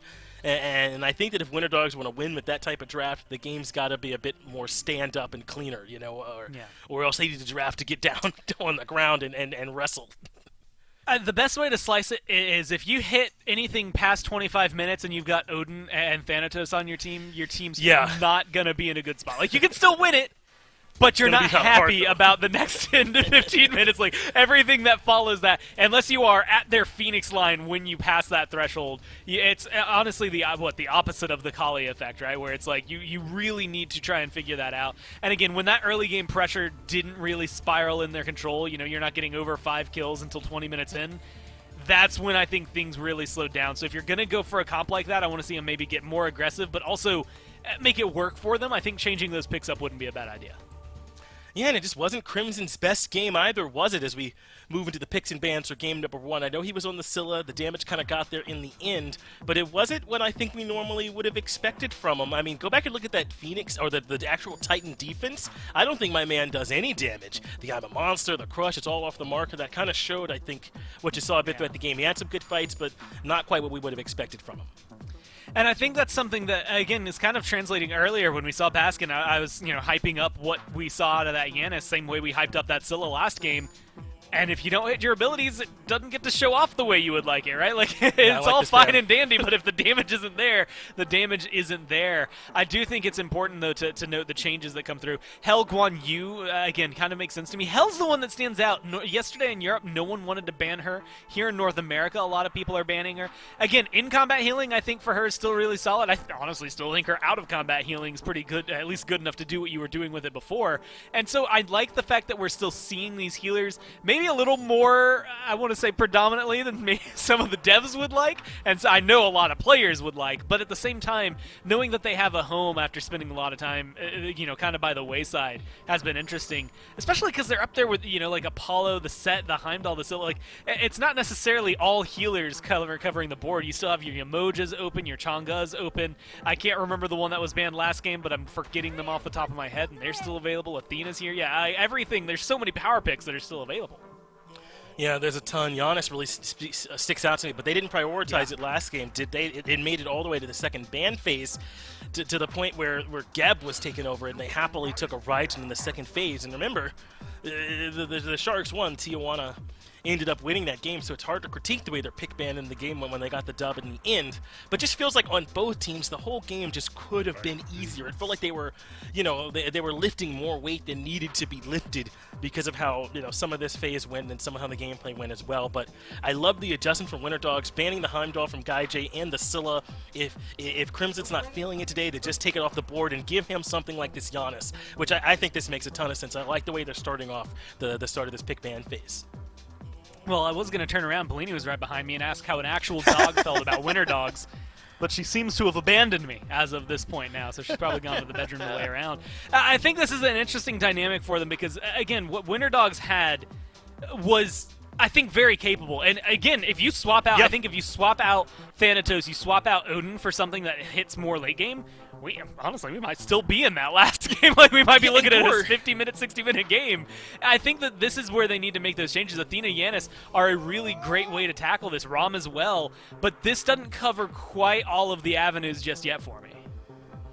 You remember how the support pick went, though? Winter Dogs waited, and we got to see Mir and Sobek get banned in that secondary phase by Tijuana, right? That's what kind of boxed them into that Odin pick, so to speak, because a lot of the good Guardians are taken off the table. This time, they prioritize the Athena. They get a confident mid-pick for Crimson. I like the way they've changed things around here for them, as clearly the Tijuana Sharks are just feeling this Geb pick. Here it is in the top 3 once more. Yeah, and honestly, I like him against Athena. I mean, like, what's the best way to counter the taunt? Cool, you're not taunted anymore. So, again, it's a really great way to deal with her. But like the Ymir I was talking about last time around, you can only save one. You get to choose one guy. If it's a 3-man taunt, who's the most important to you? And will your friends then get mad at you because you chose X over Y? Like, you have to factor that into it. Of course, with Camazotz, that's someone who can kind of survive through anything, so Chernobog becomes the easy target right here, your mid laner as well. There shouldn't be a lot of times that you're having to choose between a squishy backliner and your front line for a taunt and who you need to save here. So I like the fact that they've picked him up again and are trying to lock down. It's going to keep control over the Giannis. It's going to keep control over the Athena. Even cleanses slow from the Rom. I think early on it'll be struggling, but once he gets the shield online, potentially up to his ult, should be pretty fine. Yeah, I think in this spot, now to talk about this mid lane, you kind of have to ban Morrigan Persephone. You know that they're going to take Raijin like they did, but can you afford to ban Raijin over any of those picks? I just don't think so. So I like the way those bans go. And remember how the last game was? It was like a 43-minute slugfest. Geb makes way more sense if that's going to be the pace of these games. As hold on a minute, this area's being hovered. Are we going to see Athena maybe moved over to solo and pushed aside, and maybe Ares come into support? Gore, you want to make some sense of the double Guardian selection we're seeing here? Man, I actually like Ares. Athena is the one that, if you're swinging her, I don't know. Like, I think of Europe, the first thing that literally popped into my mind when I was going to say Athena solo over Ares solo was Deathwalker playing Ares solo. I don't think it found success. I'd have to go watch that game again. I can't remember the outcome of that. But with Tier, okay, so I'll tell you where I would send this. I would like Tier jungle, Athena solo, Ares support, but I think it's going to be Athena jungle. We've been seeing that swap a little more recently than we've been seeing Tier. I've always loved Tier in the jungle, but that's just because I grew up watching Lasses with Smite, and that was something that he used to do way back in the day. There were some Tier changes that kind of killed it on its own to bring him more into the solo lane. But this Ares, especially up against like a Chernobog, Geb, they're going to have a lot of trouble dealing with it. The shield's not going to be able to cleanse that much except for the stun off of the ult. You can't even save them pre-ult pull in, so they'll take the damage. They will get displaced. Then you can revive them, or not revive them, but shield them to get rid of the stun. So Ares is going to do a lot of damage here, and that percentage damage is going to hurt really hard against them as well. Once he gets into the teamfight stage, I really like what he brings. Bolstered defenses, something that I literally can't list all of the things it does, just to believe me when I say it's named very appropriately. It bolsters the defenses very, very well at this point. I actually like him as a pick. I wish we'd see more of him. There's just that teetering edge, again, of supports that are slightly better in certain scenarios. I think he has an interesting matchup here. Yeah, I'm excited to see where these double Guardians plus the Warrior end up going here for the Winter Dogs. Meanwhile, over here for Tijuana, they've stuck with a pretty similar type of composition here, right? They've got that Raijin and this Geb. They have switched over to a Cerberus for them, though. Likely going to be heading over to that solo lane, matching up against whatever Winter Dogs end up handing over to Aqua. But I think that Tijuana have a good chance to maybe close this out 2-0, depending on how Winter Dogs draft this. Yeah, this is all execution-based, right? When you have three frontliners like this, like Yanis and Rom have to be on point. They can't miss any abilities here, or else the damage disappears. Athena, if this is Athena jungle, you better have your best Cherio representation here, because you don't want to do him any disgrace. This Athena jungle can work, but you have to make it look good. Let's go ahead and get into game 2 and see where all these picks are going to end up. Looks like it will be Gamma running this tier support, Aquarius running this Athena solo, and Anderster playing Ares jungle. Yeah, thanks. I hate it, Blazy. Yeah, you want to take this one, man? I don't know what to say about Ares jungle. Look, back in Season 7, Ares got a change to his flames that makes it much easier for him to clear buffs. And every jungler on the planet said to themselves, alright, I'm gonna make it work. For 2 months straight, they said, alright, Ares jungle, it's gonna work. After 2 months, not a single person on the planet tried it again, because it was so hard to perform on. It's that double-edged sword of Ares support in that if you fall behind in the early, you've got zero comeback mechanics. Same could be said for the jungle, but even less so because you don't have a wave walking at you all the time. I'm really concerned about how Anderster is going to transition himself into the mid game, especially considering up against Tijuana. Every single dude on that team, their ultimate is going to get you out of that no escape. This Ares ult is going to be so hard to find fools. Meanwhile, on the left lane, Gamma invades at Tiburones purple buff successfully. What is going on? Okay, alright. I'm scared. There we go.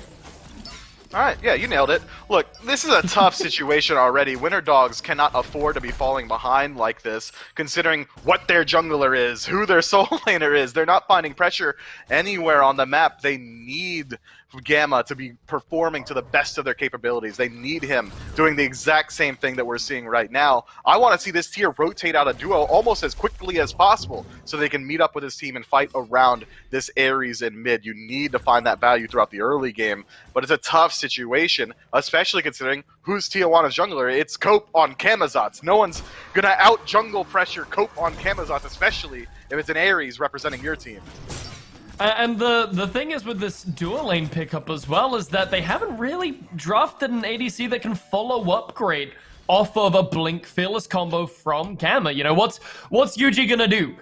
Hit him with some more arrows? Like, he doesn't have that big, clear ability. You know, he doesn't have the warp banner that Hachiman has, or the knock-up from Jingwei, or even a heart bomb.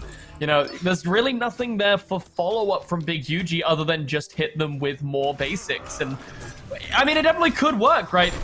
Rama basics do damage, and we're seeing it right here. Blukin is gonna fall down!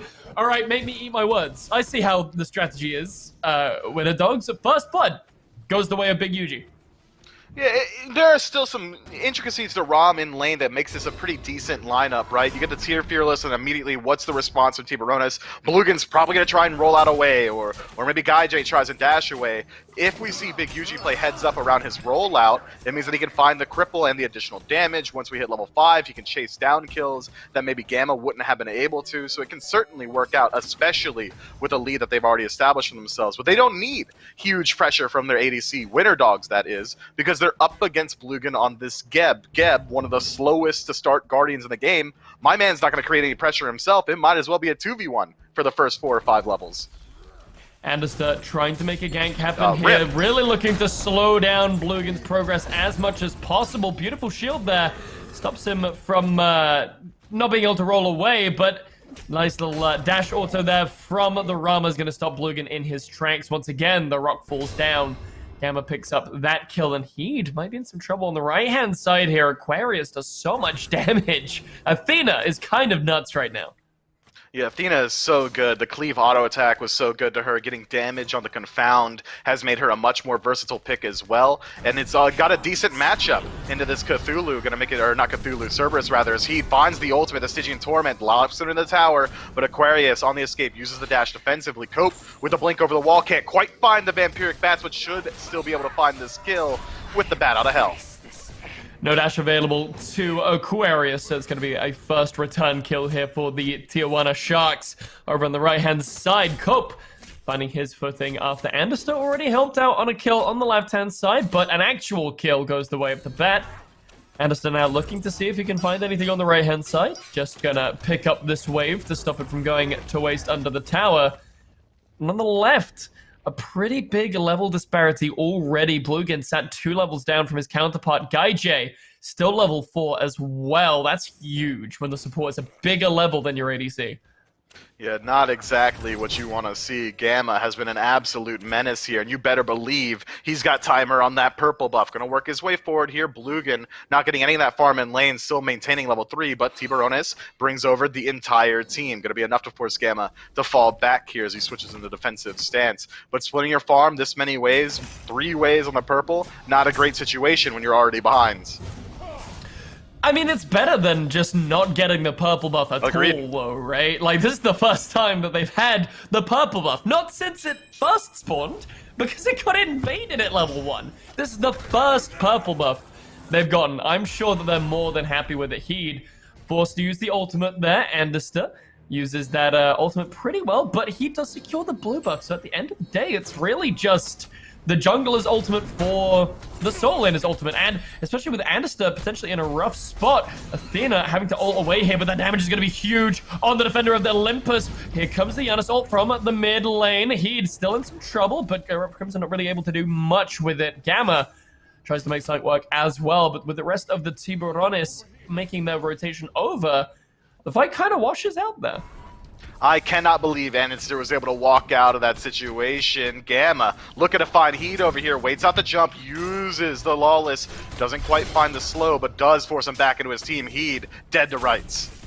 But Cope is back on the way over, might be able to find something in return here. Taking a couple tower shots is Andy, but everyone's still pretty healthy here on the blue side. Winter Dogs not really trading too much HP. One of the advantages of having that innate tankiness of an Ares. And now with that, look at it. They're just going to walk under the tower. They don't care. Cope going to get forced up against the wall. There's the chain. Cope is able to find that little pool there. Forces Aquarius to take more damage. And they're a little bit more vulnerable this time around. But still not quite in the position that they want to be.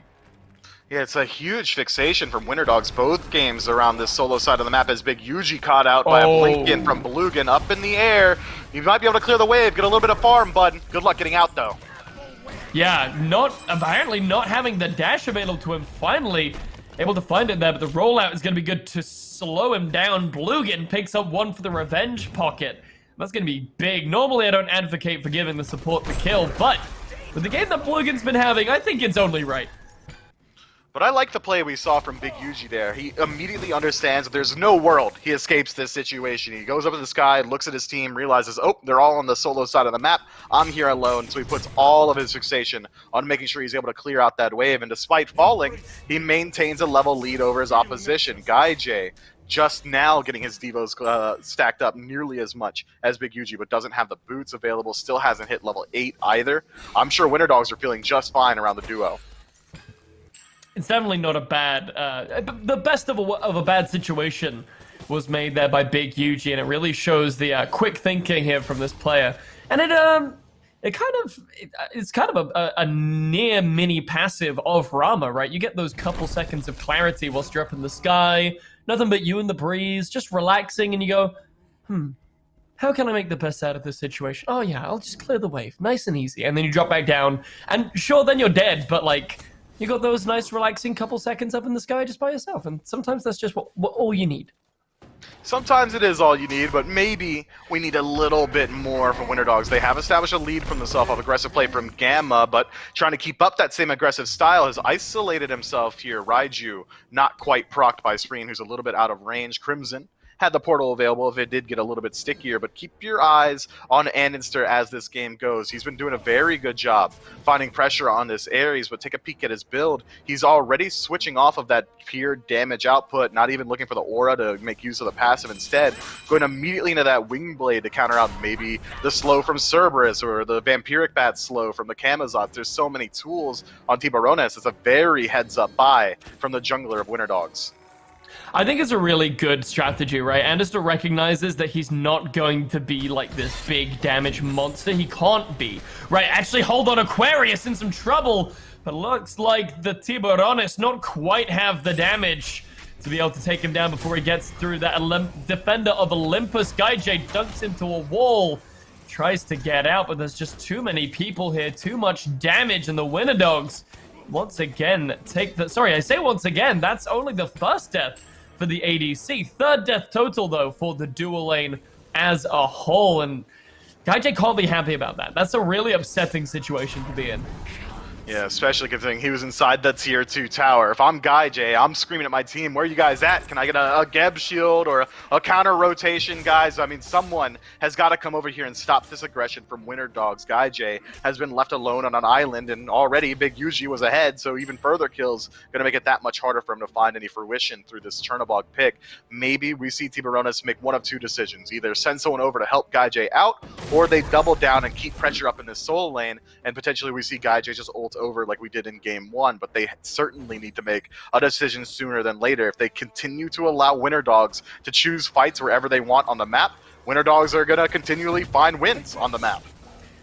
And once again, Annister looking to make that decision for them. Jumps in, tries to get that chain off, and Blugan is going to take some damage for it, but nothing quite to come of it yet. Annister potentially looking for a blink here, but deciding against it instead, just taking out that mid-wave alongside his compatriots. What's the next step here, really, for Winter Dogs? They're just trying to fight out, but is there an objective here on the map for them? Is there a play?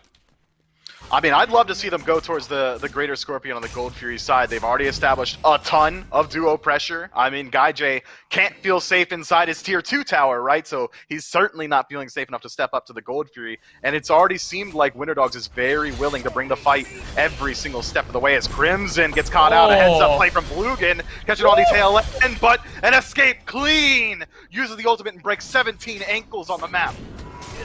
Aquarius is absolutely insane, is hitting these ults the second he needs to be there. The only reason Crimson survives there is those procs from Defender of Olympus, and yes, Aquarius is going to pay for it, but you got to be happy with that. However, Anderson nearly gets a 5-man pull in here, and he's going to pay his life for it as well. Gamma still could be in some trouble, but a double kill for Spreen might already be enough to reset momentum for the Tiburones and put them back in the game. An early rotation from GuyJ off that ultimate gets him there before Yuji. Yuji strip aways the red buff on the other side, but GuyJ doing the exact same on his side. Doesn't actually drop the buff, instead resets it, seeing if he can maybe cut off Big Yuji while the rest of his team chases straight. We'll see whether or not this works out for them, because there's no counter rotation from Winter Dogs. It's a smart play. Up into the sky goes the Rama. He might be just fine, but Kup has a different idea. He's going to give him a nice bat-like hug into the grave. Gamma takes the portal to try and make an aggressive play, but nothing to really come out of it. Once again, the Tiburones make themselves heard and put themselves back into a good position. Only 500 gold behind now, and the experience would say otherwise, as most of the Tijuana Sharks are in the lead, with only the ADC really in a bad spot. Yeah, 2 levels down is certainly a tough situation. GuyJ doesn't even have a light blade started up, whereas Big Yuji has finished up that executioner. We'll see what he's able to buy on this next back here, but I'm concerned, man. It is a tough situation for both teams now, where every single time we see one squad start off proactively, they immediately win the fight. If Winter Dog starts the fight, they won it cleanly. If Tijuana is starting the fight, they're winning it cleanly. There needs to be a more consistent thread on how these engagements are playing it out. It can't just be whoever shows up first. first. This isn't Call of Duty, man. We're playing Smite. Let's get on these objectives. Let's start looking at the Gold Fury and forcing engagements where you make the enemy team make decisions. Yeah, I completely agree. At the moment, we're kind of falling into that, oh, this is just assault. We'll just kill them, and then we'll just win by virtue of having more kills. But it's not quite that situation. Unfortunately, though, for the Winter Dogs, their team comp doesn't really lend itself too great to objective play. You know, even if they didn't have the Giannis in the mid lane, who, I mean, he's good at taking objectives, but he's not as good as your traditional secure mage. Normally, you would have a jungler to kind of fall back on for that, you know, for a big ultimate to try and help out clearing that objective, but Ares just doesn't really give you that kind of pressure. And the way that he's definitely building into that more frontline kind of a play style. So is there really an objective-based game that they can play? Well, Ares, if he does go into a little bit more damage, again, does have that percentage HP steal from the Flames, especially on objectives or jungle camps, so he could help out a little on the burn potential, no pun intended, but I really think it's more so about forcing an engagement, forcing a fight in neutral terms, not taking fights inside enemy towers or inside the enemy jungle, instead forcing them to put themselves in a spot where they have to make a commitment so you can group up as 5, and that's really what I want to see. We're approaching that 12-13 minute mark. The Greater Scorpions, neither one of them has fallen just yet, and the gold lead that we saw them have just a moment ago has already been stripped away. Tijuana has closed up the gap by about 2, maybe 3,000 at this point. We're at a dead even match. Yeah, it's I think it's kind of similar to game 1, right, where instead of the Fire Giant steal being the stumbling point for the Sharks, it was the whole early game, right? They weren't quite ready for what this Ares was going to bring and going to do, but I think now they've kind of found their footing. They're feeling a little bit more confident with their ability to push themselves into this game. So I think maybe give them another couple of minutes and they'll really start to pick up the pace, be more in control of things. What's the first step for them to get back into that position? They can try and group up around the soul lane again, make use of their globals. They could do anything along those lines. They could make use of the beads burning capacity of all their picks as well. There's so much on the map that either team can do, but it's hard to say which team is going to be able to establish a lead for themselves because, again, we have just approached dead even. The map has retained an even state as well. No neutral objectives have spawned either. So anything we do see is going to have to start from a pick from either team. I expect to keep my eyes on both junglers, and Inster in particular, around his ultimate is going to be very impactful as a beads burning tool or even an ultimate burning tool. No matter what, he's going to be able to take away some sort of resources. If he's able to survive using his ultimate, back up, regroup with his team, that's one way we could see the Winter Dogs start to work their way into these team fights a little bit more cleanly. We'll have to, hopefully it'll work out for them here. We've still got a couple more seconds on this pause. Thank you for holding out for us here, ladies and gents, but we are back into game. Look at that, wonderful. And just taking a quick look at the builds here, is that, actually, hold on a second, Aquarius could be in some trouble, but able to dash away. I do want to point out something that Big Yuji is doing that I have been talking about since the start of the year, Gilded Arrow. That is why he's so far ahead in gold. Yeah, the Gilded Arrow is certainly coming into play here, but it's not just the Gilded Arrow. We got to talk about the fact that GuyJ's been hard stuck inside his tier 2 tower by just this. Anister rotating in, doesn't care where he is, could even walk in and try and catch GuyJ out in the exact same spot as he starts up this purple buff. It's just been a lot more focus from Winter Dogs on this duo side of the map, and GuyJ is suffering for it. Okay, but 1,500 gold's worth? Like, I don't know, like...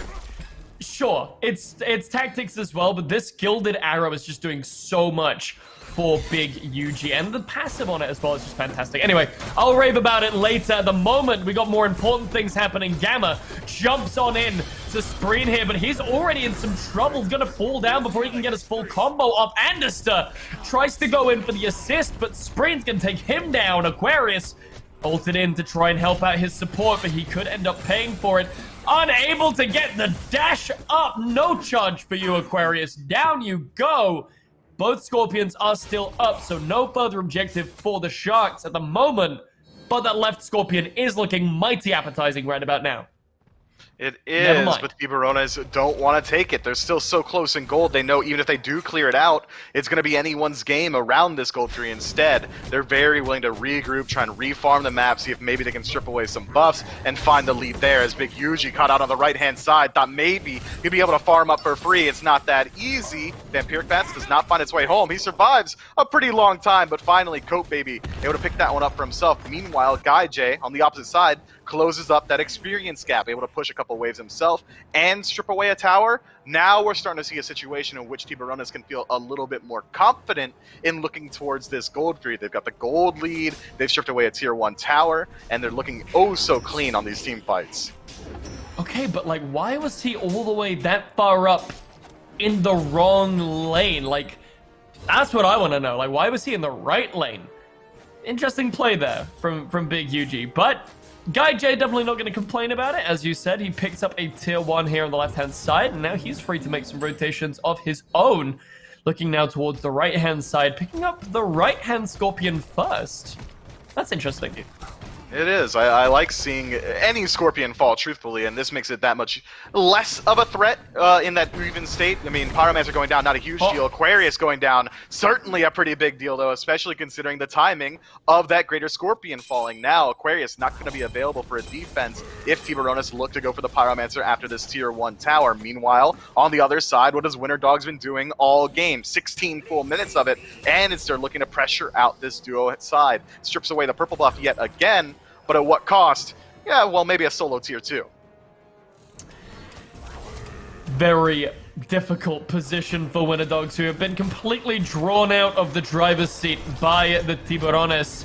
Able to pick up... Oh, actually, not quite able to pick up this tier 2 on the right-hand side. Gamma, just enough to discredit them from being able to get it, but instead turning their attention back over to the Pyromancer, getting that objective instead. On the left-hand side, though, left-hand Scorpion did fall as well in favor of Big Yuji, so look for a Gold Fury to be spawning in just about a minute. Tiburones, though, look to extend their lead to a nice, healthy 3,000. 3,000 gold, up 6 kills in a very good spot, and picking up the passive from Pyromancer is going to make it so easy for them to rotate over towards this gold tree. But take a peek at this map, Blazy. Is that, what, exactly one ward that I'm seeing from Winter Dogs, whereas Tiburones have got everything warded up? I mean, look at the right-hand side. They have got a complete vision advantage, and even on the Gold Fury itself, it's a tough situation for Winter Dogs. Yuji does take away the Greater Scorpion, but maybe only makes it easier for Tiburones to pull even further ahead. 6 wards on the map here for the red team that I can count at the very least. Although one of them did just despawn around the right-hand side towards that solo lane, they definitely have the advantage over towards the Gold Fury. Winter Dogs might have taken the Scorpion, but they definitely did not time how long it was going to take for that Gold Fury to take, to spawn, and down is going to fall in favor of the red team, pushing that gold lead even further out to sea. Winter Dogs could be at the top of a very slippery slide here. Yeah, it's a tough situation now. No neutral objectives easily going to be cleared out. Pyromancer and Gold Fury having already fallen means that even if Winter Dogs win out on one of these fights, they're going to have to go through the permanent objectives. And with all Tier 1 towers still available, that's not a huge bit of value that they're going to get off of one engagement. Instead, they're going to have to wait a little bit until either Gold Fury or Pyro respawns, or maybe a little bit later into the game, they can look towards a Fire Giant. But Tiburones absolutely in the driver's seat here. I'll be interested to see how they try and push this lead now, about 4,000 up. They could group up around the fire and try and force an engagement there. We've seen that Annenster loves the duo lane. Big Yuji loves the duo lane. So even if Tiburones starts up the fire, there's no way to know if Winter Dog's going to be there to defend it. But instead, it looks like it's going to be a Tier 1 tower siege and potentially looking to catch out Gamma. In the mid lane as well, I think it's a great tower to pick up at this point in the game. We always talk about this map control, and taking away the mid tower out of all of them forces Winter Dogs into the most amount of uncomfortable positions. So definitely no complaints for me here. Meanwhile, on the right-hand side, Aquarius is taking out that right tier 1, potentially looking for a tier 2. Cancel that, ulting into the mid lane here. Crimson could be in some trouble, but Guy J here on the right-hand side. 2 people getting taunted out here. Cope able to jump away, but Aquarius still in some trouble. Guy J gets hit by the chains, not quite able to find any sort of immunity. Gets a shield from Gavin, trying to find his way out, but up into the sky comes the snipes from Big Yuji. Down falls Gaijay, and the rest of the Tiburones are looking to run away, but the through space and time is going to give Gamma and Co some time and space to catch up. Not quite what they're going to choose to do, though. Instead, just going at those that wave, looking for some more farm in the enemy jungle, and looking to reset. Yeah, this is what we were worried about. Even when Winter Dogs are able to win a fight cleanly, there's nothing left on the map for them to siege away. Maybe strip away a red buff, or look towards a tier 1 tower and duo, but outside of that, it's so difficult for them to find value, especially if Aquarius, you can't be stealing blues on your own, but it's not that easy. Your team is on the opposite side of the map, sure. You may have got the buff, he actually didn't. Tiburones able to confirm that one for themselves. But that's such a tough situation, man. Aquarius with the overstep, no ultimate available, can't TP out of there either. 0-5, Athena solo's looking pretty tough. Yeah, it's it's a rough position, right? This character not very commonly picked up in that solo lane. Now that Confound has damage, it kind of works out better. I'm not sure this is the build for it, though. Just notice the hide of the Nemean Lion getting picked up for Aquarius, and if I'm honest with you, Mifflin, I don't know what Aquarius is builds like. He's clearly on some different level of theorycraft to me. Gaijay in a lot of trouble, gonna dash into the wall, but nothing really he can do here. Scorpion should fall down, but maybe you can help decipher Aquarius's build path to me here. Well, you see, there's an Athena passive that gives you block stacks, and there's 3 of them, and then if you get additional block stacks from Nemean, it means that you're able to tank up a lot, is exactly what Aquarius was thinking when he built that. And it can certainly work out, but he's lacking so much insofar as magical defense. Only Voidstone keeping him alive here. Normally when you see Athena go for damage builds, you want something like a Polynomicon or a Soul Reaver to help out with that additional burst. He's not going to be able to slot that in if he wants to be relatively tanky. It's just a tough situation for Winter Dogs and for Tiburones. It seems like they're only really winning these team fights cleanly if it's a 4 versus 1 or a 5 versus 1 on both sides.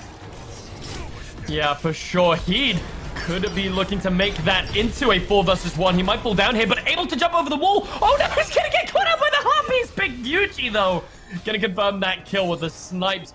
Anderson could be the next one in some trouble, though. Flying through them all is Cope. Now setting his sights back onto the Hunter player. Big Yuji could be in some trouble, but pinned up against the wall is the jungler. Cope could be in some trouble, but Spreen able to find the kill onto Yuji. Gamma in a spot of bother there. Raiju still looking to lurk around, but Cope goes a little bit too far in, gets taunted, and down he falls. 2 tanks combined to take the life of the Batman. Aquarius able to help out his support.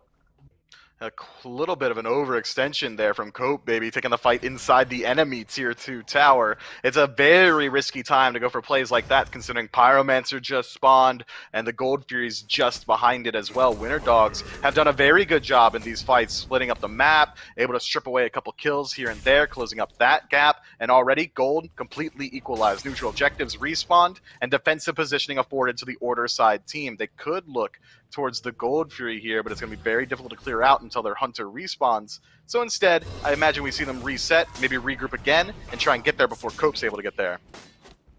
Potentially. Winter Dogs definitely looking a lot better now than they did just a couple minutes ago, evening out that gold lead at the very least to where it's just a couple hundred in their favor now. Dead even, for all intents and purposes, but next big objective here is looking like it's probably going to be this Gold Fury. Primal's going to help out whichever team picks it up to help them burst down that Fire Giant a little bit quicker.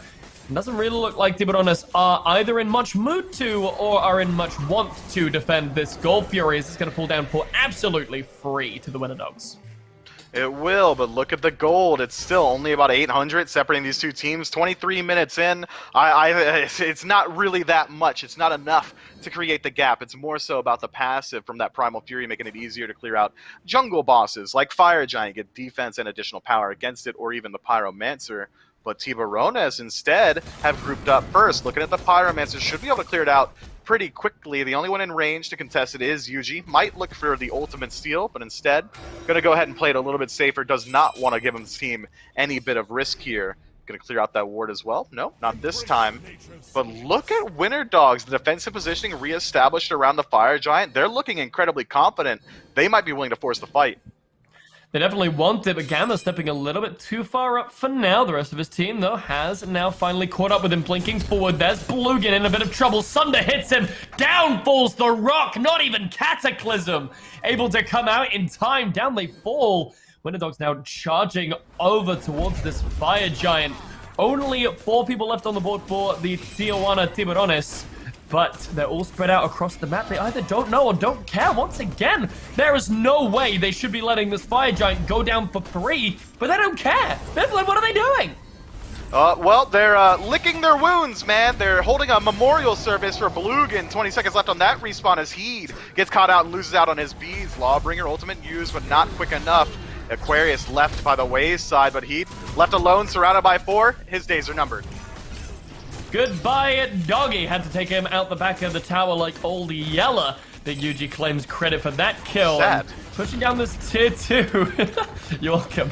Tiburones looking like they could look to lose a Phoenix here as well. 4 players only still alive as Blugan did just respawn, but remember, he did take a spill. Winterdogs all with the Fire Giant buff here, and it's all going to be on this Phoenix. Gamma looking like he could be going for the engage. Blugan blinks in with a Cataclysm, but once again, Sunder dead. Bye-bye, Mr. Boulder. Charging forward again with the tether is Anderster, but beads are going to be good from Spreen and Gaijay to keep them from getting pulled back in. Now setting their sights back onto the mid lane, or potentially going straight across to the left-hand side. Winterdogs looking for more.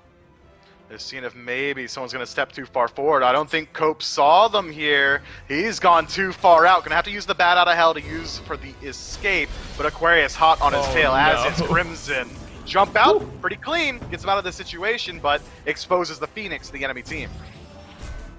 Potentially, but they don't look too eager to jump onto it just yet. Can I just point out, Mifflin, that we have not 1, not 2, but 3 Sunders coming out of the Winterdogs right now. That is why we've been seeing Blugan just evaporate the way that we have.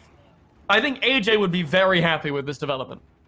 Yeah, I think Sunder is certainly a slept-on relic, especially when you have gods like Tyr or like Athena who can't always be super choosy about who they're engaging on. Sunder is the great equalizer. I don't care if I'm confounding Blugan on Geb, or if I'm confounding Heed, or if I'm confounding Cope Baby. They're all going to be stripped away so easily because of that defense shred. And with 3 of them, it's 3 times as easy. I really like this strategy from Winterdogs. It's very one note. Aquarius, dash forward, find a taunt, let Sunder, make it work. Or Gamma, blink in, find a Fearless, let Sunder, make it work. And so far, Tiburones has not had the answer to it. It's going to have to be Blugan starting up these engagements with Cataclysm if he wants to put a wrench in the works of Winterdogs. I do wonder if Sunder stacks.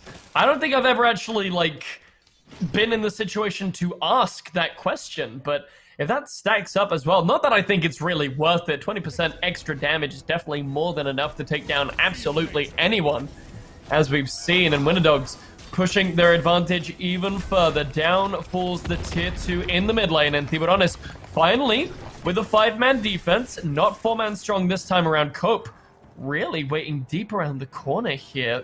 Crimson, I think, has probably seen him. Actually, no, just here to put a portal in for Gamma, who goes in, but not quite able to find anyone. Really well played there from the Tiburones to find it. Cope slightly moving forward. The Jaws theme starts playing more intensely in the background. Dun-dun. Aquarius takes a portal through into the base. Dun-dun. Now here come the rest of the Winterdogs. Aquarius is already in here. Gamma's on the other side. The ultimate flank maneuver. He's going for Spreen. Gets hit by the Raiju, but it's not going to matter. Aquarius already at half health, but take a look at the backline. Anderster in a bad situation, nice, but now up into the sky goes Cope. 3 people get knocked up by Cerberus, and up into the sky goes the Rama. Erupt Crimson's going to take down the Bat before he really has a chance to land. The rest of the Winterdogs are low, but not out. They're going to be able to take out this middle Phoenix as well. They're going to be able to back out pretty much for free here. Back they go. 2 Phoenixes down. 1 person down. All 5 members still alive. Still with Fire Giant. And they're still scary. Man, my mind is blown. Well, at least Fire Giant, 1 second left on that one before it ticks away, but Tiburones essentially allowed Winterdogs to take 6 chess moves in a row, right? They didn't take their turn. Aquarius was allowed to walk around the side, slowly sauntering into the back line to disrupt Tiburones, and then they allow Anister to walk directly forward as well, essentially allowing Winter Dogs to maneuver the map however they want, despite having the unofficial sixth man, despite fighting under their own Phoenix. Tiburones was a little bit too hesitant to find any sort of damage. Aquarius finally gets gone on and walks out at about 30% HP when he was isolated for a full 10 seconds. That can't be how these team fights go if you're a Chaos Team fan. Instead, now 2 birds down. Winter Dogs stripped away the mid and right-hand side, but Tiburones should be able to get that right Phoenix up in time for a Phoenix defense. With the left Phoenix still standing, they're still going to have a pretty easy time working their way in towards this Fire Giant if they want to take this 5-on-5. Luckily for the Tiburones, it looks like Sprain finally has the Obsidian Shard under his belt, which means he's going to be doing a lot more damage to these tankier characters. That's going to be a big piece of the equation as to how Winter Dogs are able to, as to how the Sharks are able to pull back this game. It's dealing with these 3 really tanky frontliners, and now Sharks looking forward, trying to move their way into this Fire Giant pit for the engagement, but not quite being able to find it. Bluegan already sitting at half HP, 1 Sunder already down, but there are 3 left on the board. Aquarius could be in some trouble here, already back on his way into the grave, but he's going to be just fine, thank you to the through space and time. On the flip side, though, Sprain can't save the same. He's going to fall down. Anister takes a spill before he's able to bring Bluegan back to his grave, but Cope is able to fall down there. Big UG finds 2. And now with only 3 defenders left on the board, this right side bird at half HP. Doesn't look like Winter Dogs are in much of a position to just sit and do nothing. They want blood. They want it now. Oh my god, that felt filthy to watch. Crimson eats half of his health bar. That man has so many tank stats, Mifflin. Yeah, between Gem of the Soul variety and the starter item variety, Obsidian Shard, Sphere of Desolation, my man is absolutely shredding. This Yanis is a huge threat on the map. And when's the last time we saw Tiburones even hit Crimson? I can't remember, honestly. It's been probably about 20 minutes at this point, because Winter Dogs have such an impenetrable front line between Gamma and Anister just holding down the W key. I haven't seen fear like this almost ever. Tiburones don't know how to handle it. He'd in some trouble once again. Gamma has to dash into the wall, but everyone's just fine for now. He'd sitting very, very low on HP, and already the ultimates coming out of Gamma and Crimson. That's a very big step for Tiburones. If they can capitalize off of it, this team really needs to find something to come back into this game. Luckily for them, it's EFG at the moment, not just regular Fire Giant, so it's going to take Winter Dogs some extra time to get through it, which means that they have a little bit more time before they really have to start defending. And that's very lucky for them, considering left-hand side Phoenix is already under siege by the minions.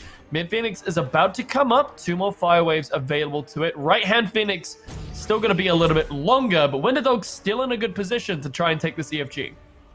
They are, but that mid Phoenix coming up so soon means that, again, Tiburones are only going to have to contend with 1 fire minion wave leaking their way into the base, and it seems like they've been bolstered. Their confidence is on the rise now. A 3-man grouping from Bluegan, Heat, and Spreen just trying to contend with the defensive positioning of Winter Dogs. Aquarius being the spearhead for his team, going to be looking to confound just about anyone. All 3 Sunders available means that any singular taunt should be enough. Gamma blinks forward, finds the Fearless, phenomenal play. Thunder finds his way home on the Bluegan, who's forced to retreat. Now Stygian Torment, in response to Anister's ultimate, a little bit too soon, pulls in 2, through space and time, rips through the backline, but keep your eyes on Cope. He's not willing to let it go. Big Yuji falls easily now. Aquarius isolated with Anister with Crimson on the backline, finishing off Screed. Guy J able to turn 1 around. The hi-rez of Tiburones are still alive as well, though. Not for long. Cancel that. Aquarius puts Guy J into the ground. Heed and Cope. Only 2 men left standing. Luckily for them, though, Crimson is really the only one here who's able to put much pressure onto that Titan. I'm going to stop them from being able to run down this tier 2 Phoenix. This Phoenix in the mid lane, though, that's only just fighting off that fire wave. Actually, might fall down to it. It's going to do just that. That 1 bruiser minion able to take it down. Heed in some trouble here, could pull down to Anderster, trying to do something, but Andy's just got too much damage. He's got too much health. He's got too much regen. Heed cannot survive, and if Cope falls here as well, I don't think they can put up a good defense at the Titan room. Cope in some trouble, but is able to dodge out the unstable vortex. The damage onto the Titan is coming through, but it's not going to be enough. Winter Dogs have to retreat for now, but they'll be back. Winter Dogs strip away the mid Phoenix yet again. That Titan is not going to be able to regenerate any HP until all 3 of those birds are back and available. Winter Dogs falling back now with 30 seconds left on Heed's respawn. Tiburones can not really step up to this Fire Giant. Instead, I believe the Order side team should be able to get it with very low contention. If Tiburones even blunders slightly around this defense, it's going to result in the game, and that's got to be weighing heavily on the minds of the Chaos team. Absolutely. There's really such a small margin of error here for the Tiburones. They have to play this absolutely pristinely to be able to get that shot at the comeback. And at the moment, if Winter Dogs are able to take away this EFG without so much as a fight, I think it could be all over. They're already doing so much damage. Blugan once again in some trouble. Gets a 3-man knockup though. The damage is going to be good. Up into the sky goes to Rama. And it looks like Cope is going to follow suit. Anderster finally takes a spill. And that's a good advantage for the red side. But Cope is going to fall down here as well. But it could set up better for the rest of the team. Red Crimson is going to take the next spill. Gamma jumps up over the wall, and now Spreen is looking to be in pursuit. The rest of the Winter Dogs have backed away for now. Only Gamma's left here on the map. Right side Phoenix just respawned, and finally, Tiburones look like they might be back in this. Yeah, Anderson thinking a little bit tankier than he is, falls down a little bit too quickly in that fight. Crimson trying to step forward and back up his boy results in his loss of life as well. The first stumble for the mid laner of Winter Dogs, and now Tiburones only trading out Cope are going to have the advantage around this Fire Giant if they do so choose to pull it. They have their ADC available to them with Big Yuji on the opposite side of the map. He thinks better of it now, not going for that Oni Fury and instead regrouping, but not in time. Tiburones starting up the enhanced Fire Giant. We'll see how they play it. There's a lot of secure or anti-secure here, rather, on the side of the Winter Dogs for Tiburones to do this safely. So at the moment, just nice and cautiously, EFG already 30%. falling down to 50%. That's a third of its HP. He doing a pretty good job of zoning, but now Gamma trying to do a little bit more. Fire Giant 10% up into the sky. Goes Rama. Gaijay takes a shield, but the Winter Dogs steal it away. Gamma gets a kill onto Gaijay. Blugan's gonna be the next one to fall. Alistair, sorry, scratch that. Aquarius lands down into Spreen's face. Heed should be the next one on the menu here as well. The beats are gonna be popped from him. Cope, only man left standing. Down falls the doggo. Cope, 1 versus 5. He's not gonna find it, and the Winter Dogs pull it back to a game 3. No, there's no other way I would have liked for this to pan out. They need to make me watch a game 3. This has been such a contentious set, back and forth. Fire Giant steals, Gold Fury steals, team fights going one way then the next, almost without reason in these fights. I am absolutely loving the energy that these teams are bringing. And you know what? I want to go to it now. I want to get to the desk. I don't even want to talk about it anymore. Let's watch some more SCC. All right, can we do that? Are we allowed to do that? Can we just go straight? No break? I don't think we can do that. We need the break. Do that, Mifflin. I think we do need the break first, but I love your enthusiasm. So, ladies and gents, okay, right, yeah, all right, we're allowed to do it. Let's just go to the break. We'll see the analysts in a second.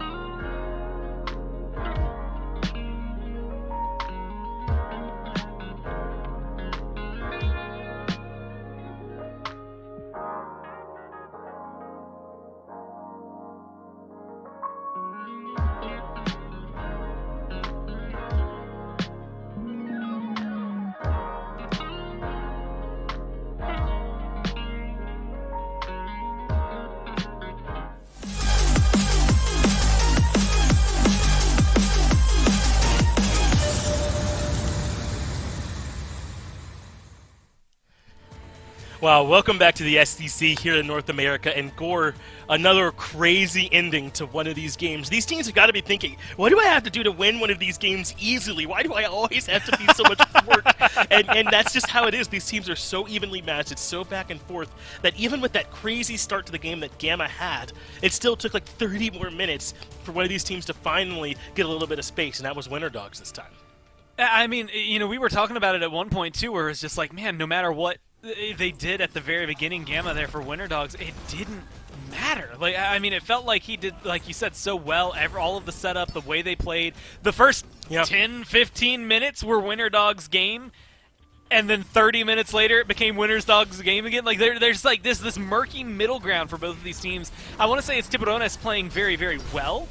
But I also want to say, again, like, it's one of those things, it's always double-sided. For every, I want to say, good play we see on one side, there's always a little bit of a mistake somewhere else being made, and that's where some of the things that need to be cleaned up are. I can't think of any specific examples right off the top, because, again, there's 30 minutes. If you go back to the last game, 70 minutes of gameplay to try and go forward with. But there's all these little moments. I like the fact, though, that they did a lot of weird things in this and still made it work, right?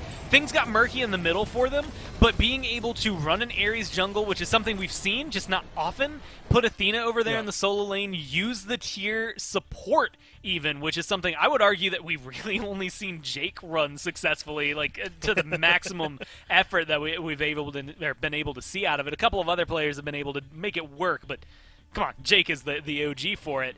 I think that they just pulled out something different and they made it work for themselves, which was interesting in and of itself. But again, it's cleaning up the middle grounds, right? Finding those victories 10 minutes earlier, 15 minutes earlier, making sure you're winning these fights a little more decisively. And that goes for both of these teams, because the same thing happened to the Sharks on the other side in Game 1. You have to be able to find these a little bit cleaner all around.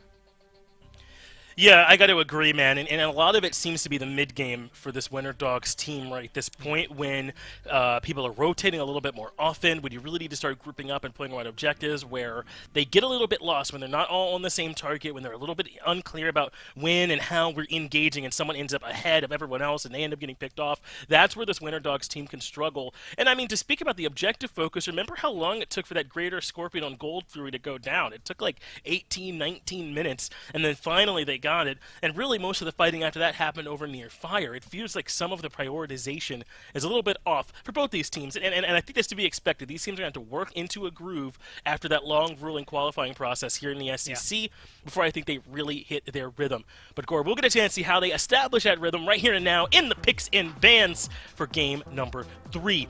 We've seen some good stuff happening in the bans here, Gore, in terms of trying to limit some of these mid lane picks and some of these support picks. What do you expect in here? Honestly, this one I like a lot. There were a lot of interesting dynamics that we've seen being done with Yanis so far. Portals into the back line. I think there was one where you were just like, oh my god, they just portaled the front line back there, like, just to get through one of the walls. And those are those moments where I think I love Yanis the most. Again, it kind of all culminates with me. There was an E-United play last year that kind of started that, where you see that, to quote Portal, now you're thinking with portals, right? Like, once you get to those areas and you're able to traverse the map and set things up in a different way, I think he becomes a next level god. His damage numbers are really solid, but it's that play style that changes things up. So I really like that he's getting banned. Everything else so far, on the side of the Sharks, Tiburones here, the tier and the Ares, like, all three of those have to just straight up be chalked up. I mean, Yanis is good no matter what. Tier, he's on the fence. He's always good as a solo laner, but pretty good in support. But it feels like him and Ares were definitely up there as respect bans more than they are necessarily up there for bans in and of themselves. But that leaves a lot open, doesn't it? Sobek and Amir, Apollo, all these good hunters are still available. Well, there's Apollo coming right off the top. Morrigan and Persephone are both still available as well. I appreciate Tiburones kind of forcing Winter Dogs to show a new successful strategy, but it does just mean that everyone's going to have a heavy hitter, I think, in this game, at least with their top 6 picks that are going to happen here before they go to the secondary ban phase, because there's still just so much good stuff left. So, yeah, no big surprise, Athena getting prioritized. That's going to function as a really strong flex pick for Winter Dogs, since they can clearly take it to solo support, maybe even jungle, wherever they like. It's just a great first pick for them. The question is whether or not they want to, flex that this early on, right? Pick up the Athena here and go into something like the Emoja, because then you can say, okay, yes, it's Athena's support. or Athena solo and Yemoja support, but we get two really big heavy hitters right at the beginning. Good luck having fun against that. I mean, like, what are you going to do? You're getting taunted into a River's Rebuke. Like, you're losing your mind at that point. And then with a Scylla lock-in, like you said, there's just so much that's still available that is so difficult to handle. And I'm wondering if, you know, when Apollo's on the board, Athena's on the board, where the global presence is going to be with Yanis taken away. It does start to limit some of those factors, but we've been seeing a lot of Rom. I wouldn't be surprised, honestly, we haven't seen a lot of Thor, but realistically, I feel like he has a place somewhere in this meta. It's just somebody needing to pull him out there. When you got people like Tsukiyomi out there, you don't really think about the man with the hammer. You're going for the double blades. Looks like that is going to be the call here, man. Athena Scylla is just such a great way to start. And they're going to pair with the Ymir. So this was your point, Gore. Do they want to kind of reveal their hand with this Athena Ymir right away? And it looks like they're fine with it. I think prioritizing Ymir here feels great. He's such a strong support right now. And now you have insane setup for this Scylla. I'm just telling you that whatever is going on here for Crimson, it should involve hitting lots of crushes and I'm a monster because there is no setup missing, right? They've got it all here for them. And if I'm over on the side of the Sharks, then you really need this Geb working for him because you know there's going to be taunts and freezes and lots of damage coming. It's going to be his job, Belugan, to keep them out of trouble. The thing I'm most excited about is you go back to what we were talking about in Game 1 where it was like, man, Geb versus Ymir, that doesn't seem very great. Like, you can save one person from the freeze. Geb versus Athena in Game 2. I don't know, you can only save one person from the taunt. Here you have to deal with both of them. You're not going to be able to get away with it. I think Geb is still a really solid pick, and he's one of my favorite supports to play, don't get me wrong. Yes. I just think we're in this bizarre, like, we're in a middle ground era. Yes, Khepri, Geb, you know, these more supporty style supports like even Yemoja can come through and be really, really solid, but Athena and Ymir hit that perfect middle line where they are simultaneously aggressive and defensive, and I think that's why, at least for right now, my mind keeps drifting back to Winter Dogs. Athena solo is not something I'm personally good at. I'm just not good in solo lane, but because of the way I've seen her performing and the fact that she can out-rotate anybody that's over there with her, it gives me a lot of hope for Winter Dogs here, especially with that ROM pickup. It's the Persephone and Morgan bands again here for Winter Dogs. I wonder if they really would go right to the Persephone or Morgan and World of Horizons band and paired with this Awelish. Interesting. So now this Geb Shockwave has some interesting opportunities to potentially set up for this pull. It can grab off these jumps as well. So maybe to kind of deter a final pick here from Winter Dogs on anyone that's too reliant on getting up in the air, because this Awelish would just end up punishing them. And she's great in the early game, right? It gives them something they really need. I don't know where anyone's going anymore, dude.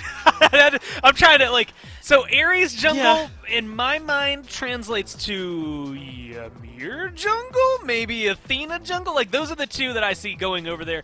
Kuzenbo as well, simultaneously able to flex duo lane and solo, although I think we've seen more success over there in the duo lane, and him plus Rom seems like a pretty good amount of pressure up against a Geb Apollo.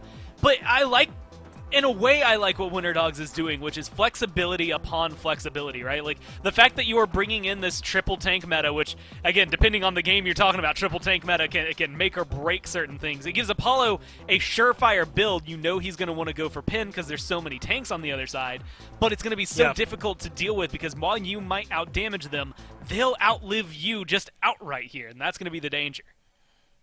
Well, here's our rubber match. Game number 3 between the Sharks and Winter Dogs. Let's get down to Blazy and Myth for the action. You know, just as I think that Winter Dogs are going to do like a normal comp, right? The Kuzenbo gets locked in for that last slot, and we have once again the return of the Triple Guardians. Now, Anderster rocking this Ymir. I'm pretty down for it. Ymir jungle kind of slaps. I do like Ymir Jungle a lot. I thought, especially at the offset of Season 8, Mannequin Scepter Ymir Jungle might just straight up be the meta, but instead he's going for a much more standard start. One standout, though, being that instead of electing to go for the Blink in that first slot like most junglers are known to do, instead Anderster picks up beads for that added layer of safety. Might be a kind of indicative of the pace that Winter Dogs are looking to bring to this game. Instead of playing around that early game pressure, they're going to wait until they can group up in the late around this triple Guardian strat. But with 4 magical, is Big Yuji really going to be enough physical damage on his own? We'll see. It's definitely going to be a question, but he definitely didn't have an issue with it last game. I think also picking up those beads is a pretty big counter to what I said last game was the counter to Ymir, which is this Awilix, right? We've seen so many teams pull it out against Ymir. Yeah, we have the Awilish has such an easy time closing gap, as well as trying to use that Feather Step to not only avoid glacial strikes, but also freezes if they're able to time it properly. Ymir struggles mightily against this god, and he struggles against slows as well, which Raijin is able to bring in spades through that Raiju. If you ever get slowed, Ymir's going to have to actually turn his entire body around to drop a wall to separate his team instead of dropping it at his feet. So Anister is going to have to play incredibly intelligently around these mid 3v3/jungle fights. And it's not something that he's unable to do, right? This play has been around, as you said, since the dawn of time in terms of Smite, so definitely got the cerebral capacity to do so. My question to you is, Mifflin, we've seen pretty much every single time this set Crimson going for that old mage starter item build. But this time around, we're seeing him look for potentially this newer age mage build with the Sundering Axe. Why do you think that is? It's interesting, but I like it insofar as you're going to get this decent mana sustain from Restored Artifact in of itself, so you don't really need to go for the Sands of Time. But I think you're losing out on such a valuable part of Scylla's kit in that Conduit Gem kind of makes this god nutty in the early game and the late game. Instead, though, I think it's exactly what we were talking about earlier. Crimson going to play for a much slower style. Aquarius in some trouble already. Recognized the problem from last game, but not quite having the damage to these two players. Athena just slips away with 2 little blocks of health from her. Meanwhile, he took a couple tower shots of his own, so gonna have to take a trip back to base in response. That is unfortunate for Tiburones. It is, but fortunate for the Winter Dogs. Aquarius making it out by the skin of his teeth there. Just not quite enough damage coming through from Tiburones. But nothing ventured, nothing gained. I appreciate Cope trying to set up something in that early game, make sure that he's able to match the rotations or maybe dissuade Aquarius from making rotations if he falls a little bit too far behind. Instead of going for any start item, Aquarius as well, just going to go ahead and rush that boot start. Going to sacrifice a little bit of tankiness and damage, but is going to be able to get that core item loop online just a little bit more quickly, so I really do appreciate that for this Athena, making use of that Sentinel of Zeus to rotate out earlier on as well, probably playing around Anister. There's a lot of versatility that Athena can bring to this draft. There's also a lot of, like, percent and, like, just mitigations in general, right? Anister roll with an Athena roll on top of it. It's a lot of damage that you're not taking as Ymir. That's kind of spooky to think about. Damage coming through. Everyone's just kind of slapping each other across the map here. So, like, Mifflin, what is the first starting point for these two teams? Like, where's the action gonna be popping out, do you think? Man, that's such a hard question. Blazy, you just told me everybody's fighting. How am I supposed to pick which one of them is going to hit pay dirt first, right? I mean, whichever one gets a kill first. Yeah, whichever one gets a kill first is going to get a lead there in that lane. I'm trying to speak as cryptically as I can because it's so hard to figure out. If I had to legitimately guess, I would imagine it's likely going to be around this solo lane. Already we've seen Cope has a propensity to gank out over there, whereas Winter Dogs' Anister likes to gank this duo lane a little bit more often. But with the Geb in the duo, that's one of the age-old counters to Ymir. He's going to have to find a double freeze if he wants to get any value out of this Ymir jungle. Listen, man, I gotta make the questions hard for you, otherwise you're gonna get bored on me. So, you know, I'm gonna try and make them increasingly challenging. So how about this one? Last game, I kind of touched on Big Yuji choosing to pick up this Gilded Arrow, because I think this is an item that is really slept on in terms of competitive ADC starter items. Could you tell me a little bit more, like, about this item, why it's good, etc., why it's maybe not picked up? It's not picked up because it's a lot slower than the majority of other items you could go for inside of that slot as a hunter. I mean, if you go for Death Toll, you're not only going to get the HP sustain, but also the mana. I would say that the Cowl has the best late game potential insofar as the evolutions for that are so versatile with the movement speed and additional power, as well as the attack speed and lifesteal, as Heed caught out a little bit, forced to use the Piercing Moonlight for the CC immunity. Ping pong goes Heed, but he's gonna take a huge chunk of damage from that Glacial Strike. Anderson gets a full charge on there, and Aquarius gets to stomp on his head as he runs away. That should be the rest of the fight, though. Actually, Blugan making the rotation over, trying to find something here. But neither team really wants to fight, especially with the health bars on these two players from Tiburones. So everything's just going to go back to normal pretty much across the map.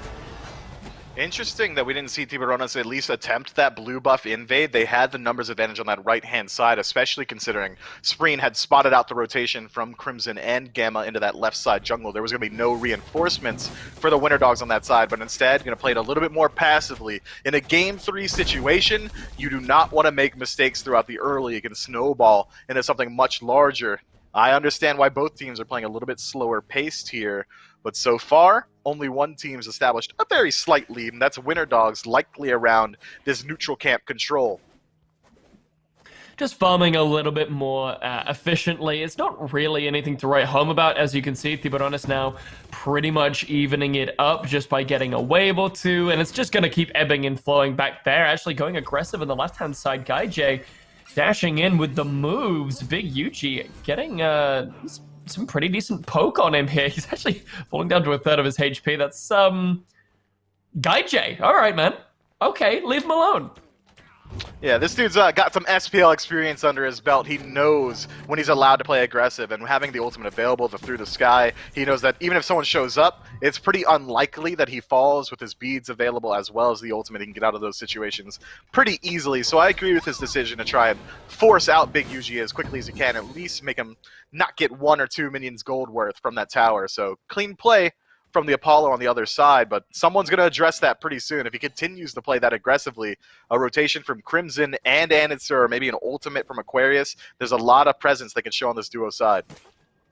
They can trade that out, though. Cope has a really fast rotation speed with Suku, that Jaguar that he's riding around on, so I'm not sure if he's too worried about those rotations, but we'll have to see. Cope now just hovering around in this mid lane, waiting for somebody to come around the corner, but these three members of Winter Dogs, maybe in a bit of a situation. Blugan gonna knock up Andy, and he's gonna get pulled back in there by Cope.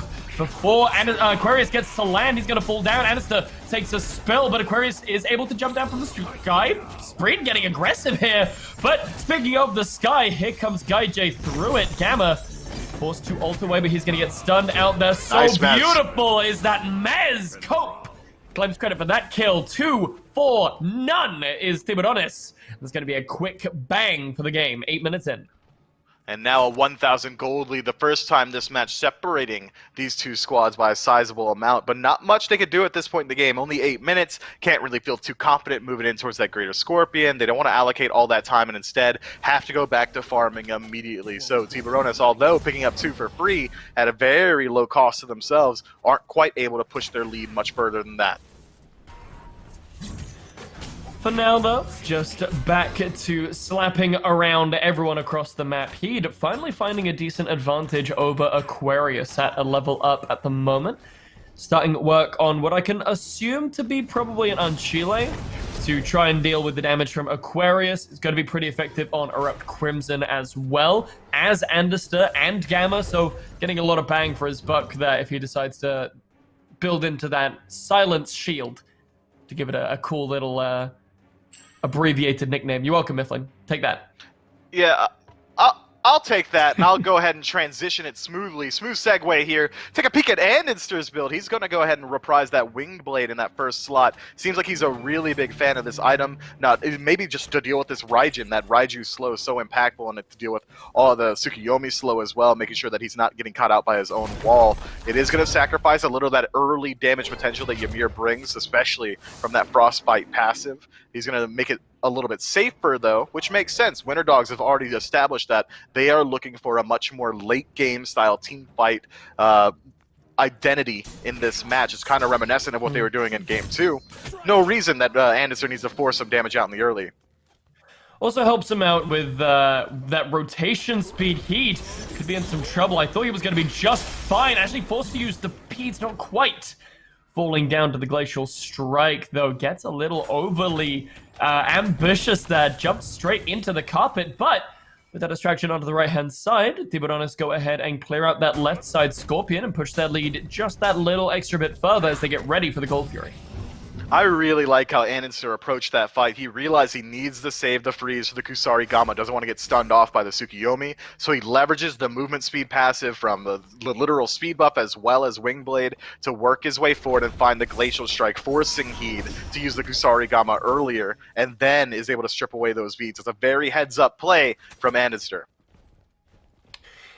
And it's plays like that that are going to really show the difference between these two players, you know?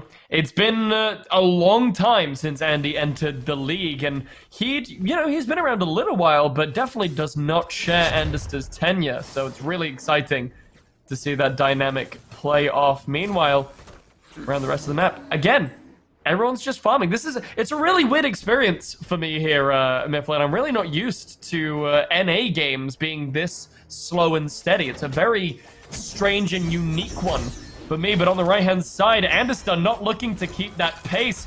He'd escaped once. Not gonna let you do it again, my friend. It uses that ultimate to try and get away. Andister stepping all over those caltrops. He actually might be just fine here, and meanwhile, without the defender of Olympus to bring over the solo laner, it looks like Tiburones are going for the Gold Fury. He'd actually managing to turn it around. Andister could fall down here, but a beautiful set of CC from these two tanks is finally going to spell the defeat of Heed, and not even a Gold Fury to show for it. Bro, if I'm Heed, I'm raging. I'm like, hey guys, you either do the Gold Fury while I've got two people over here, or come over here and help me. Eventually they'll cope, but he does make the rotation as Blugan puts himself in a little bit of danger here, able to avoid the ultimate with the rollout, and Spreen jumps in, looking for it, hits one, misses three. Unfortunate, Crimson able to walk away. But the snipes here from Rama gonna help him out. The jump just comes up on time, not quite having the accuracy. In fact, Gamma messes up Big Yuji there by pushing Spreen into the wall, makes that second snipe fall just short. A little bit of miscommunication there from these two players, but it'll be fine. It'll be fine. Guy J jumping down here, looks like trying to break his legs is Big Yuji, but not gonna have the effect. Guy J gets a big ol' solo kill in the dual lane. Yeah, that's one of the downsides of that Gilded Arrow. You don't have that passive available to you unless you've cleared out the large minion inside the wave. So, Cal, just slightly better in that situation. Once Big Yuji uses his rollout there, it's pretty simple for Guy J to chase him down with the moves and make use of that slow on the tail end. And Yuji, I don't even think my man swung a single auto attack back. He was just shaking in his boots as Guy J was able to go down the shooting range. He was really trying to hit those jukes, waiting for the roll to come back up, but just not quite able to find it. Meanwhile, Winterdogs with one of those players down. Erupt Crimson's ult still unavailable. The Crush is still up here, and that's the big one. But Winterdogs able to steal it away. I'm not even sure how. That wasn't the Crush, but Cope able to find a kill up to the back of it. But it's not going to really be enough to trade this out. That is a huge win for Winterdogs. I am not joking, Blazy. It was actually a Nene Kappa auto attack that confirmed the Gold Fury there. Crimson was able to walk up for free, find a Crush, drop it to about 30 HP, and Gamma's little buddy was able to finish it up for his team. Unfortunate fool from Tiburones, who are feeling themselves a little bit too much. 5-1, no Gold Fury though. I want to see proof of that later on. Heed, meanwhile, wants revenge for this 2v1 earlier, and he's gonna get it. Andister takes a spill in the drink. Aquarius could be right behind him, but he'll be just fine thanks to those beads. Meanwhile, Tiburones, no Gold Fury under their belt, are able to find a second kill off of the back of it, kind of, if you count this as a second kill off the back of that Gold Fury. Oh, we do have the proof. Here we go. Look at this. So Gold Fury falls down solo thanks to that Crush. This, that wasn't really proof. Okay, never mind then. We'll that was it. That was the proof. We found it. Yeah, you gotta don't fact check it, just respect it, Blazy. All right. Look, Nene Kappa confirms that one. Actually, a little pro tip for you on the top left-hand side of your screen. I'm porting to the right now. It's mirrored on the top left-hand side of your screen. It actually tells you what confirms it. It was Nene Kappa. We're gonna have a little pause here as we deal with some technical issues. Thank you for your patience, Smite fans. But that is an unfortunate drop from Tijuana, isn't it? They're winning the team fights cleanly. They're starting these fights incredibly well, but these Gold Fury plays, the macro, just objective play, has been sloppy throughout this entire set. Yeah, it's kind of the mastering of the low-level plays and still trying to get that full mastery, full control over the higher level as you I'm trying to find a better word, but you already stole it. The macro plays, macro. the big, you got it. the big name billboard plays. Still trying to find it, but I think that is something that Tiburones will master as they go on. They're already looking pretty good, I would say, today as their not first competitive showing. These guys have been around in the SCC for a while in one shape or another, but playing together hasn't always been their thing. So for a team that's kind of not starting out, but still relatively new, I think they're doing pretty well. Yeah, they are doing incredibly well. Not terribly new. I mean, every single one of these players has got a pretty decent tenure on them. I mean, Guy J most recently got some SPL experience. The most recent SPL experience in this entire lobby, actually, even though we would likely associate that name recognition with Ananser. But so far, Tijuana, despite losing out on the Gold 3, has maintained a slight lead here, about 500, as Crimson, forcing the I'm a Monster, also getting the Defender of Olympus as well. Interesting defensive play from Winter Dogs. Very unfortunate. Cope, actually, that was a bait to get an ult onto Erupt Crimson, but didn't quite work out. Blugan is going to pay for it with his life, but look at this, they're all at a choke point! That's exactly what you want to see, the drums raining down. Aquarius falls down, trips for the Sharks, and what started off as an unfortunate play there with Cope being just out of range to pull Scylla turned into a beautiful triple kill and a tier 1 tower here. Unfortunately, though, for the Tiburones, they might lose a tier 2 on the left-hand side. Scratch that. Not quite. Anderster might fall down here on the right-hand side as well, but a big win for the Tiburones to get them back where they want to be. Yeah, we'll call them the Sharks from here on out, Blazy. I'm sick of saying Tijuana to Tiburones as well, man. Winter Dogs, unfortunately, take a stumble there inside the jungle. Once they had already committed I'm a Monster, whiffed it, and Athena ult, whiffed it. I think they probably should have maybe disengaged in that fight instead of walking in the jungle and giving Tiburones the engagement, especially considering how split off Ananster was as well. A tough situation. But Winter Dogs do get a couple silver linings in there. Take a peek at the relic usage from Tiburones. Cope actually is forced to use his beads, and Blink is expended by Blugan, so they might be able to find some catch-outs on the map if Winter Dogs are still keeping a proactive inside the neutral. Back to the farm game, though, for these two teams for now. Winter Dogs are definitely down, but not out. We've seen them swing back into games in this set so many times that I think it's almost foolish to count them out until the Titan falls. Cope has a red buff. Cope has a red buff. Cope is dope. Cope has a red buff. Doesn't need that speed buff because he's got red buff, apparently. Big Yuji gonna pick up that purple. You okay? But it just really threw me for a loop seeing Cope with the red buff. I don't know what to tell you, man. My brain kind of did not know how to process it. But he's looking for some more stuff. He's looking for some fights in the enemy jungle, but have a look at these wards on the map, dude. Can we have a look at how many wards have been placed by these two teams?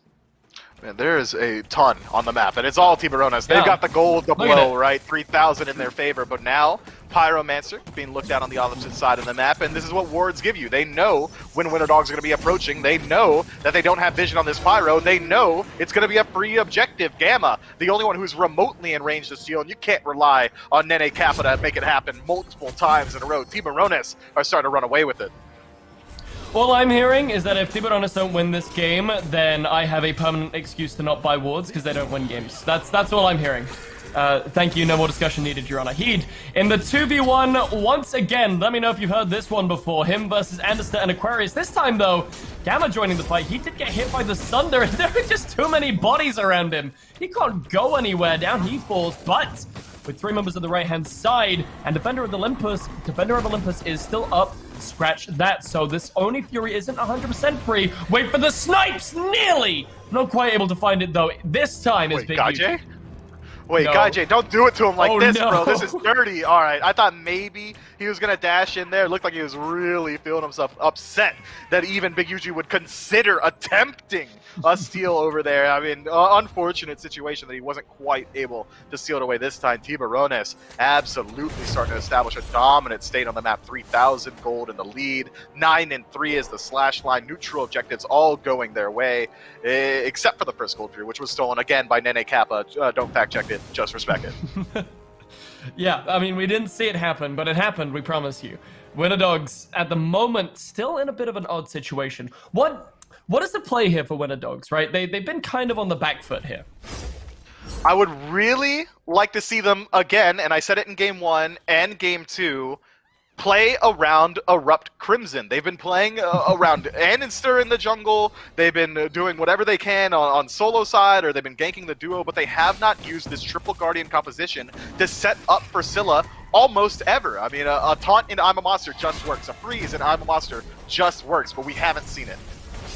Well, Aquarius is about to see something, and it isn't an I'm a Monster. That's on his team. Gamma trying to split up the distraction, but Aquarius is able to make it up into the sky and defend Olympus successfully.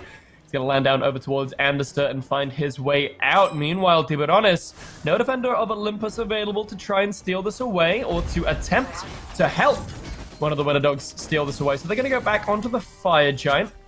Winter Dogs are looking to come and try and contest it. He'd caught up against an ice cream sandwich. He's potentially in a bit of trouble, but actually could get turned around onto Anderster, who's taking a lot of damage. Beats are going to be good from him trying to avoid out those taunts, but up into the sky once again goes the ADC, but the laser beam dashes don't care about how high you are. They're going to kill you anyway. We're up Crimson.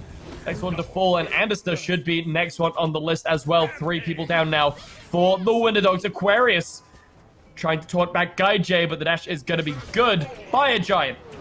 Is it on the table now, Sharks? There are 3 of them dead. Can we finally do Fire Giant? Looks like it. He'd trying his best to make sure Aquarius and Gamma aren't able to rotate in. Not in too much threat here. He'd level 18 up against this Kuzumbo. Should be able to stop him. Spreen, a little bit more so concerned with finding some damage. Going to drop the Raiju onto Gamma, but Fire Giant falls down pretty quickly.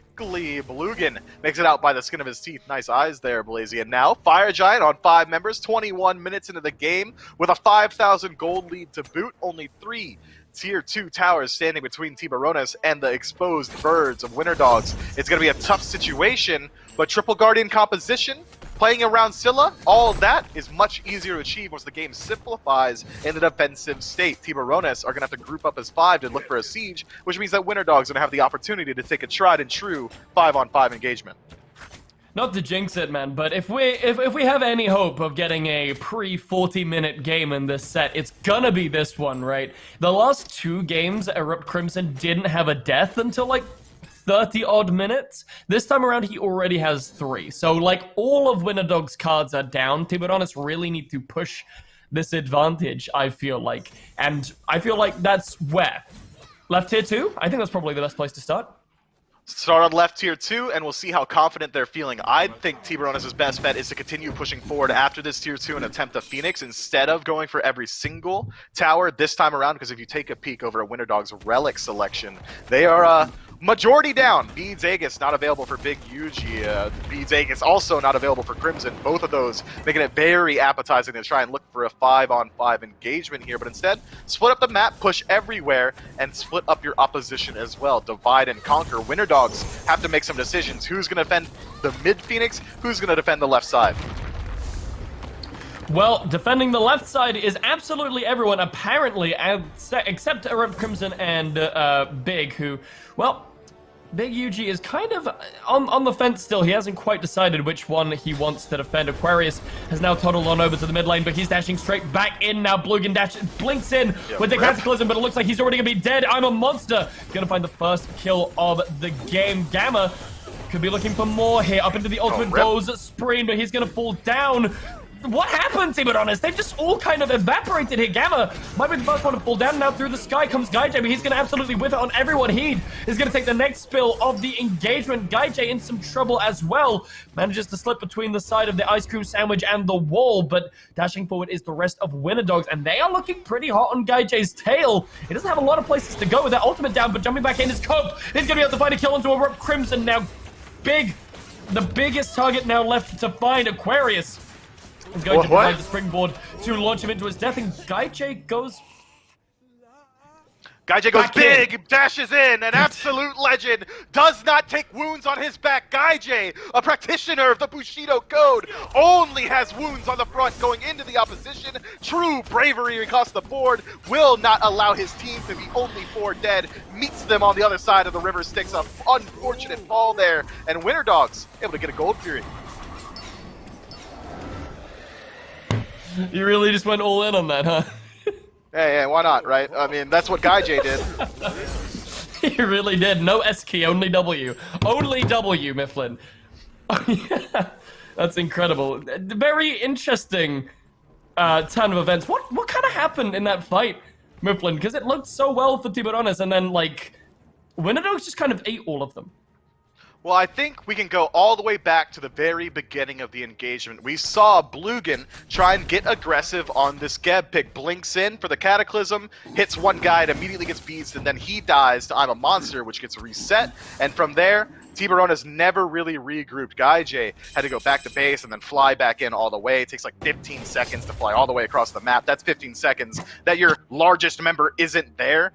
Just a tough situation across the board. Winter Dogs find an absolutely immaculate defense. But even with the defense on top of their bird, it's still going to be a very hard time for them to defend this subsequent Fire Giant. We're looking at about a 3, maybe 4,000 gold lead in favor of Tiburones, but certainly not insurmountable. This might be the best look Winter Dogs has had on a neutral objective. Potentially, but, I mean, they're not really going to show up in time. And to be fair, it's just a Pyromancer, you know, who really cares 25 minutes into the game? All it's going to do is allow Tiburones to back and get back into position a little quicker. But if you don't get poked out, that's not really a problem anyway. And Winter Dogs is going by that strategy. They don't want to get poked out before Fire Giant spawns in. And that is going to be just another minute and a half or so here. So it's going to be an interesting strategy. Winter Dogs, what are they looking to do in this fight? They're looking to taunt somebody, and then hopefully I'm a Monster them. Failing that, freeze someone, and then I'm a Monster them, and failing that, we can maybe have Gamma displace them by pushing them, slow them with the Nene Kappa, and then hit them with I'm a Monster. Either way, it comes down to how well is Crimson able to perform with this ultimate, because that really is gonna be the difference maker. And if you take a peek at Tiburones' builds, despite having 4 magic on the enemy side, it's not really a magic defense stack. Even Blugan going for the Mantle of Discord in that last slot, splitting up his defense. Yuji, the sole member of Physical, really doesn't have to deal with too much of it. Yeah, it's weird. You would expect to see more from it, but Aquarius potentially in some trouble here. Up into the ultimate goes Spreen, but he's not really going to be able to find much. Beautiful Cataclysm from Blugan catches Aquarius on the landing, and down falls Athena already. Ice Shards off the mark, but Blugan going to be the next one to fall. I'm a Monster already down, though. Crimson, half health at the back of the tower. He could be in some trouble here. Pushes him, Gamma pushes him right into the crush. Anderson picks it up with a freeze. Gaijay trying to shoot his way back against the wall against the members of Winter Dogs. Anderson walks up here, freeze off the mark, and now Raichu doing damage to so many of them. Knocked up his Anderson. He's gonna fall down. Gamma is already pretty low, and a Rep Crimson, only man left on Winter Dogs with any sort of HP to speak of. Trump's looking to go aggressive, potentially. No scratch that. Maybe we want more objectives. No scratch that. We want to go back to base. Yeah, not really able to go ahead and move straight into the Fire Giant here. Our Tiburones, despite having won out in that fight pretty cleanly, I would say, despite how it started off and how it ended. But with Crimson still being alive, Crush being the best confirmation on the map, him still being healthy as well, if Tiburones back up all the way to Fire, I mean, Winter Dogs are gonna know about it. Look at the vision on that right-hand side. It's just a big old splotch of red over there that Tiburones would have to work through. So I think I agree with their decision to go ahead and reset, try and get back into the neutral, and maybe use this 15 or so seconds while Anister is still dead to reestablish the vision advantage around the Fire Giant. It's gonna be Gaijay walking in first with Blugan, but maybe a little too slow. The rest of his team too far behind. Maybe I don't think they should start it here, really. No, I'm with you. We kind of need to wait at least until Cope is maybe at the back camp, and luckily that's exactly what they're doing. Cope has just arrived at the back camp, and now they're starting it up. It looks like Anderson's still pretty far away as well, so they still got a bit of time before he's really able to come into this fight. Fire Giant at half HP already. Blugan Aquarius setting out half of his, though. He'd trying to do some zoning. Fire Giant is going to go down. Spreen uses the ultimate to secure it up into the sky. Goes Rama looking for the snipes onto Spreen. Aegis is going to be good. Last snipe not going to be on the mark. Guy J ults up and down, but not going to quite find anything just yet. Bluegan up against the wall. Gonna find something. Cope in some trouble. Gets hit with the I'm a Monster. There's the Confound. Athena Taunt should definitely do damage, ladies and gentlemen. Here's why. Let me tell you about it. He'd could be in some trouble as well, but Confound not quite available to him just yet. Walks into the Raiju combo, and he still has a pretty big health shield to work through. Gamma getting a lot of peel for him, and he's going to walk straight into the trap of Guy J. Bluegan, though. He doesn't want to let the enemy support have all the fun and death, so he's going to take a spill as well. He still could be in some trouble here, looking into 4 players. Definitely in some trouble here, looking into 4 players. Definitely, maybe not dead here. Instead, maybe it's Anderster taking a spill somehow. Winds up dead on the Caltrops. He'd still going in. What are you doing, my guy? You had an out, but up Crimson takes a spill as well, and now once again Spring going aggressive. Beads popped for the Rama, and Heed still looking to go forward. Rama's dead. Hey, Aquarius might follow him into the grave as well. The sole remaining member of the Winter Dogs here. Gonna get caught out. Heed sticking around, able to find the stun. Confound down. Can't cancel Kusarigama this time around. 3 members with Fire Giant, 4 alive, and 1 tier 2 tower standing between them and the exposed base of the Winter Dogs. That's a tough situation and a pretty wild overstay, if I do say so myself. Winter Dogs sticking around after a 1 engagement. A little bit too long for my liking. I mean, yeah, overstay is definitely the word I would use for Heed as well, but it eventually paid off for him, although he could fall down here if he's not careful. Gamma claims credit for that kill. Finally, his overstaying mentality catches up for him, and he takes a spill. Look, he did the most that he could, man. He gave his literal life force for the value on his team. The CC that he was able to afford through slows from a range and stunning is what really set them up, as Crimson, fresh out of the base here, immediately under duress from Cope, baby, forcing the ultimate, trying to move forward. Clears out a wave with it. Decent I'm a Monster. Now up into the sky goes Guy J, just for the retreat factor, though. 1 Phoenix falls in the right-hand side. And I think rightfully so, the Sharks are like, okay, well, we got basically everything that we could. We got like basically a whole team wipe, a Fire Giant, a Phoenix. Let's go for the Gold Fury, back off, spend all of this money that we have, and we'll come back and finish up later. Yeah, pretty good. I mean, I'm not going to complain with any of it. 23 and 13 is the slash line, 31 minutes in the game. Fire Giant on 2 members, and 2 pretty important ones. Your Mage and your Hunter are going to get a lot of value from it. The Hunter for structured damage and the Mage for just normal damage. So I'm a pretty huge fan of how Tiburones have been able to allocate their resources here. With the right side Phoenix going down, sure, it is the lowest value Phoenix to clear out because it's the easiest to defend against Firemen in ways when you're also looking at the Fire Giant itself. But they have bought themselves plenty of time to start looking elsewhere on the map. Only 40 seconds left on this buff, though, so we'll see if whether or not Tiburones are going to try and group up and make use of the Firemen ways working their way forward, or if they're going to wait out for the next Fire Giant. By the looks of things, they're looking to at least shove this wave into the Phoenix and then go for the Fire Giant. But who knows? They could instead decide to go straight for the Phoenix. By the positioning of Cope, I think maybe that's not the play. But it actually looks like he's maybe just setting up for this 1-4 split we've seen pretty commonly from teams when sieging, just to make sure that there's pressure in enough places to distract the enemy team. Bluegan once again goes forward. We've seen this mistake happen before. Will history repeat itself? Bluegan, not this time. Still pretty healthy, but Cataclysm is down, and they didn't really burn anything for it. That's rough. Yeah, he has to use the Cataclysm there or he gets taunted in and loses his life just like this. Instead, though, gets the shield off in time. No one quite there for the follow-up. Fantastic wall from Anderster separates Bluegan. Falls easily. It's happening again, Mifflin, 1 down. Can they find the others? Blinking in his coat, bites the ult onto Gamma there, and a beautiful beads. Sorry, the ultimate, preventing him from getting knocked up, is going to allow him to jump on that feather step over Gamma. Support for support. Okay, let's go. 4v4 this time around. Jashing in as Aquarius gets a 2-man taunt.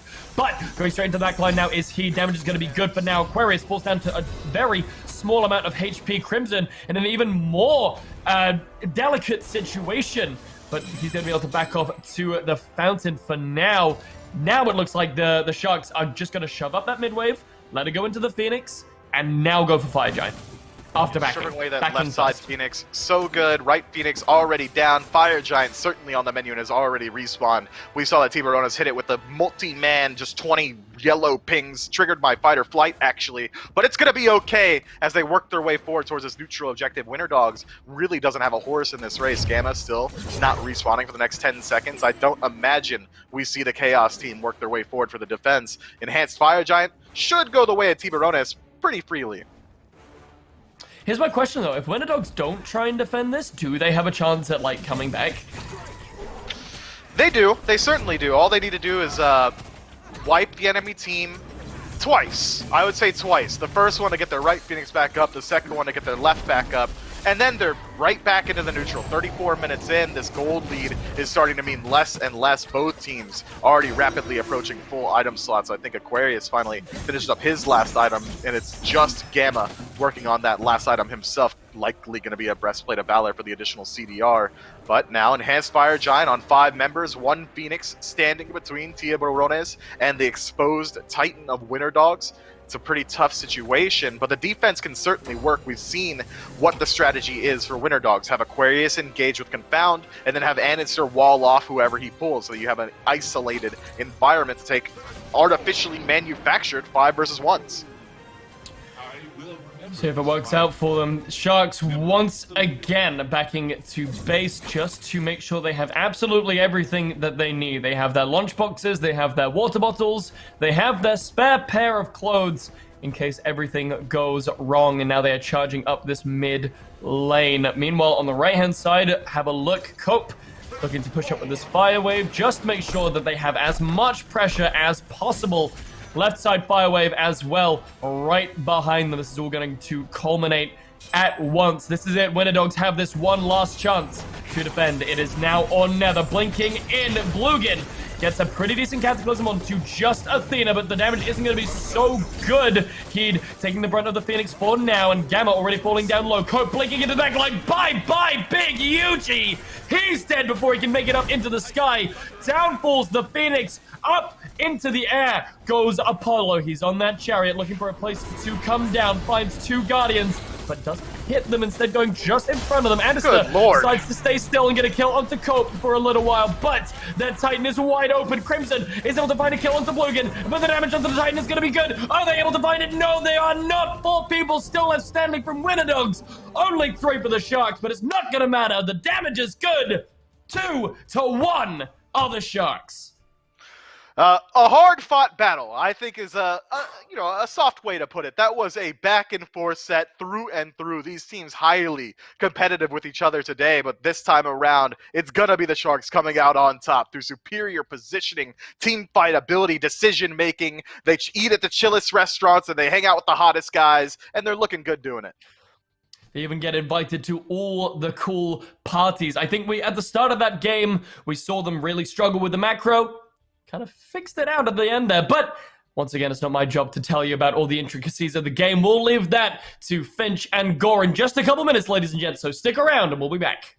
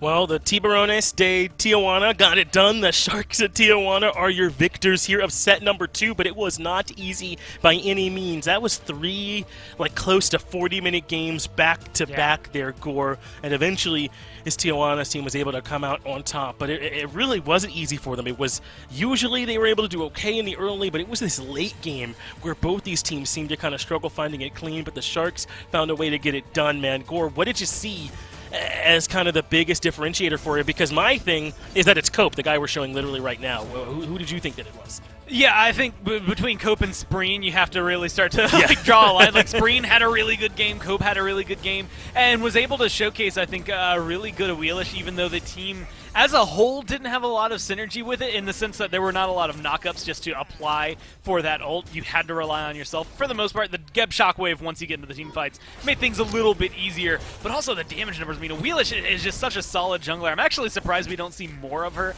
more often. I feel like we saw her a little bit last year. Sam for Soccer liked to bring her out every now and then, but by and large, we really didn't get to see her too much. And I feel like Cope did a really good example of why she can still be very prominent throughout this game. I also liked this one because, for the most part, the Tiburones were winning, right? For the first 20 minutes, they had a lot of control. Once again, it was kind of the same story as game number 2. Early control, really murky middle ground into a not clean, but winning late game, right? And when you have slash lines like 7-3, 8-1, a little bit of a shout out, Guy J. I think I saw someone in chat say you can't spell Big Yuji without Guy J, and I think that's exactly what you get here. 5-1 and 14, all of them having a really big impact on this. He also deserves some of the credit. The double assassin, because these games are going so longer, I think you had highlighted this a couple games ago. It just benefits them a little bit more. And when you look at the fact that he put out 40,000 damage compared to not even 20,000 damage on the other team, he was absolutely driving factor for this one. Cope may have gotten the kills, but it seems like the damage was coming from Heat.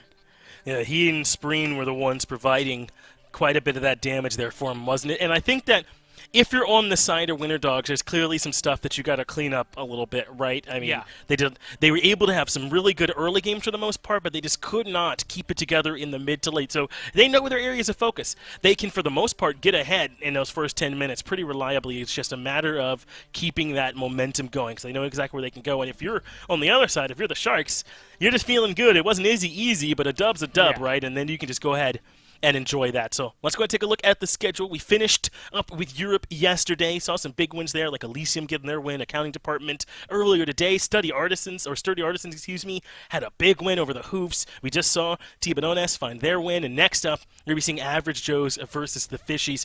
I know, Gore, you were saying kind of in your assessment, the Fishies might be the only team that really feels like an SCC team. There's so much talent down here, but I don't think that's any reason why that team still can't surprise us and find some dubs. Honestly, after the way these first 2 sets have gone, I think we're in a position where it doesn't matter who's on what. Right now, team play is the name of the game. As time goes on and these teams do grow together, that might change a little bit. But right now, things are interesting. It's spicy. That last set definitely showed us that it's not anywhere near just done and done because you happen to have a couple of big names on your squad. So I'm really interested to see how this next one goes. I'm interested to see, too, so we will delay you no longer, at least as little as we can. It'll be another quick break, then we'll be right back to start breaking down and talking about this third set, so stick around.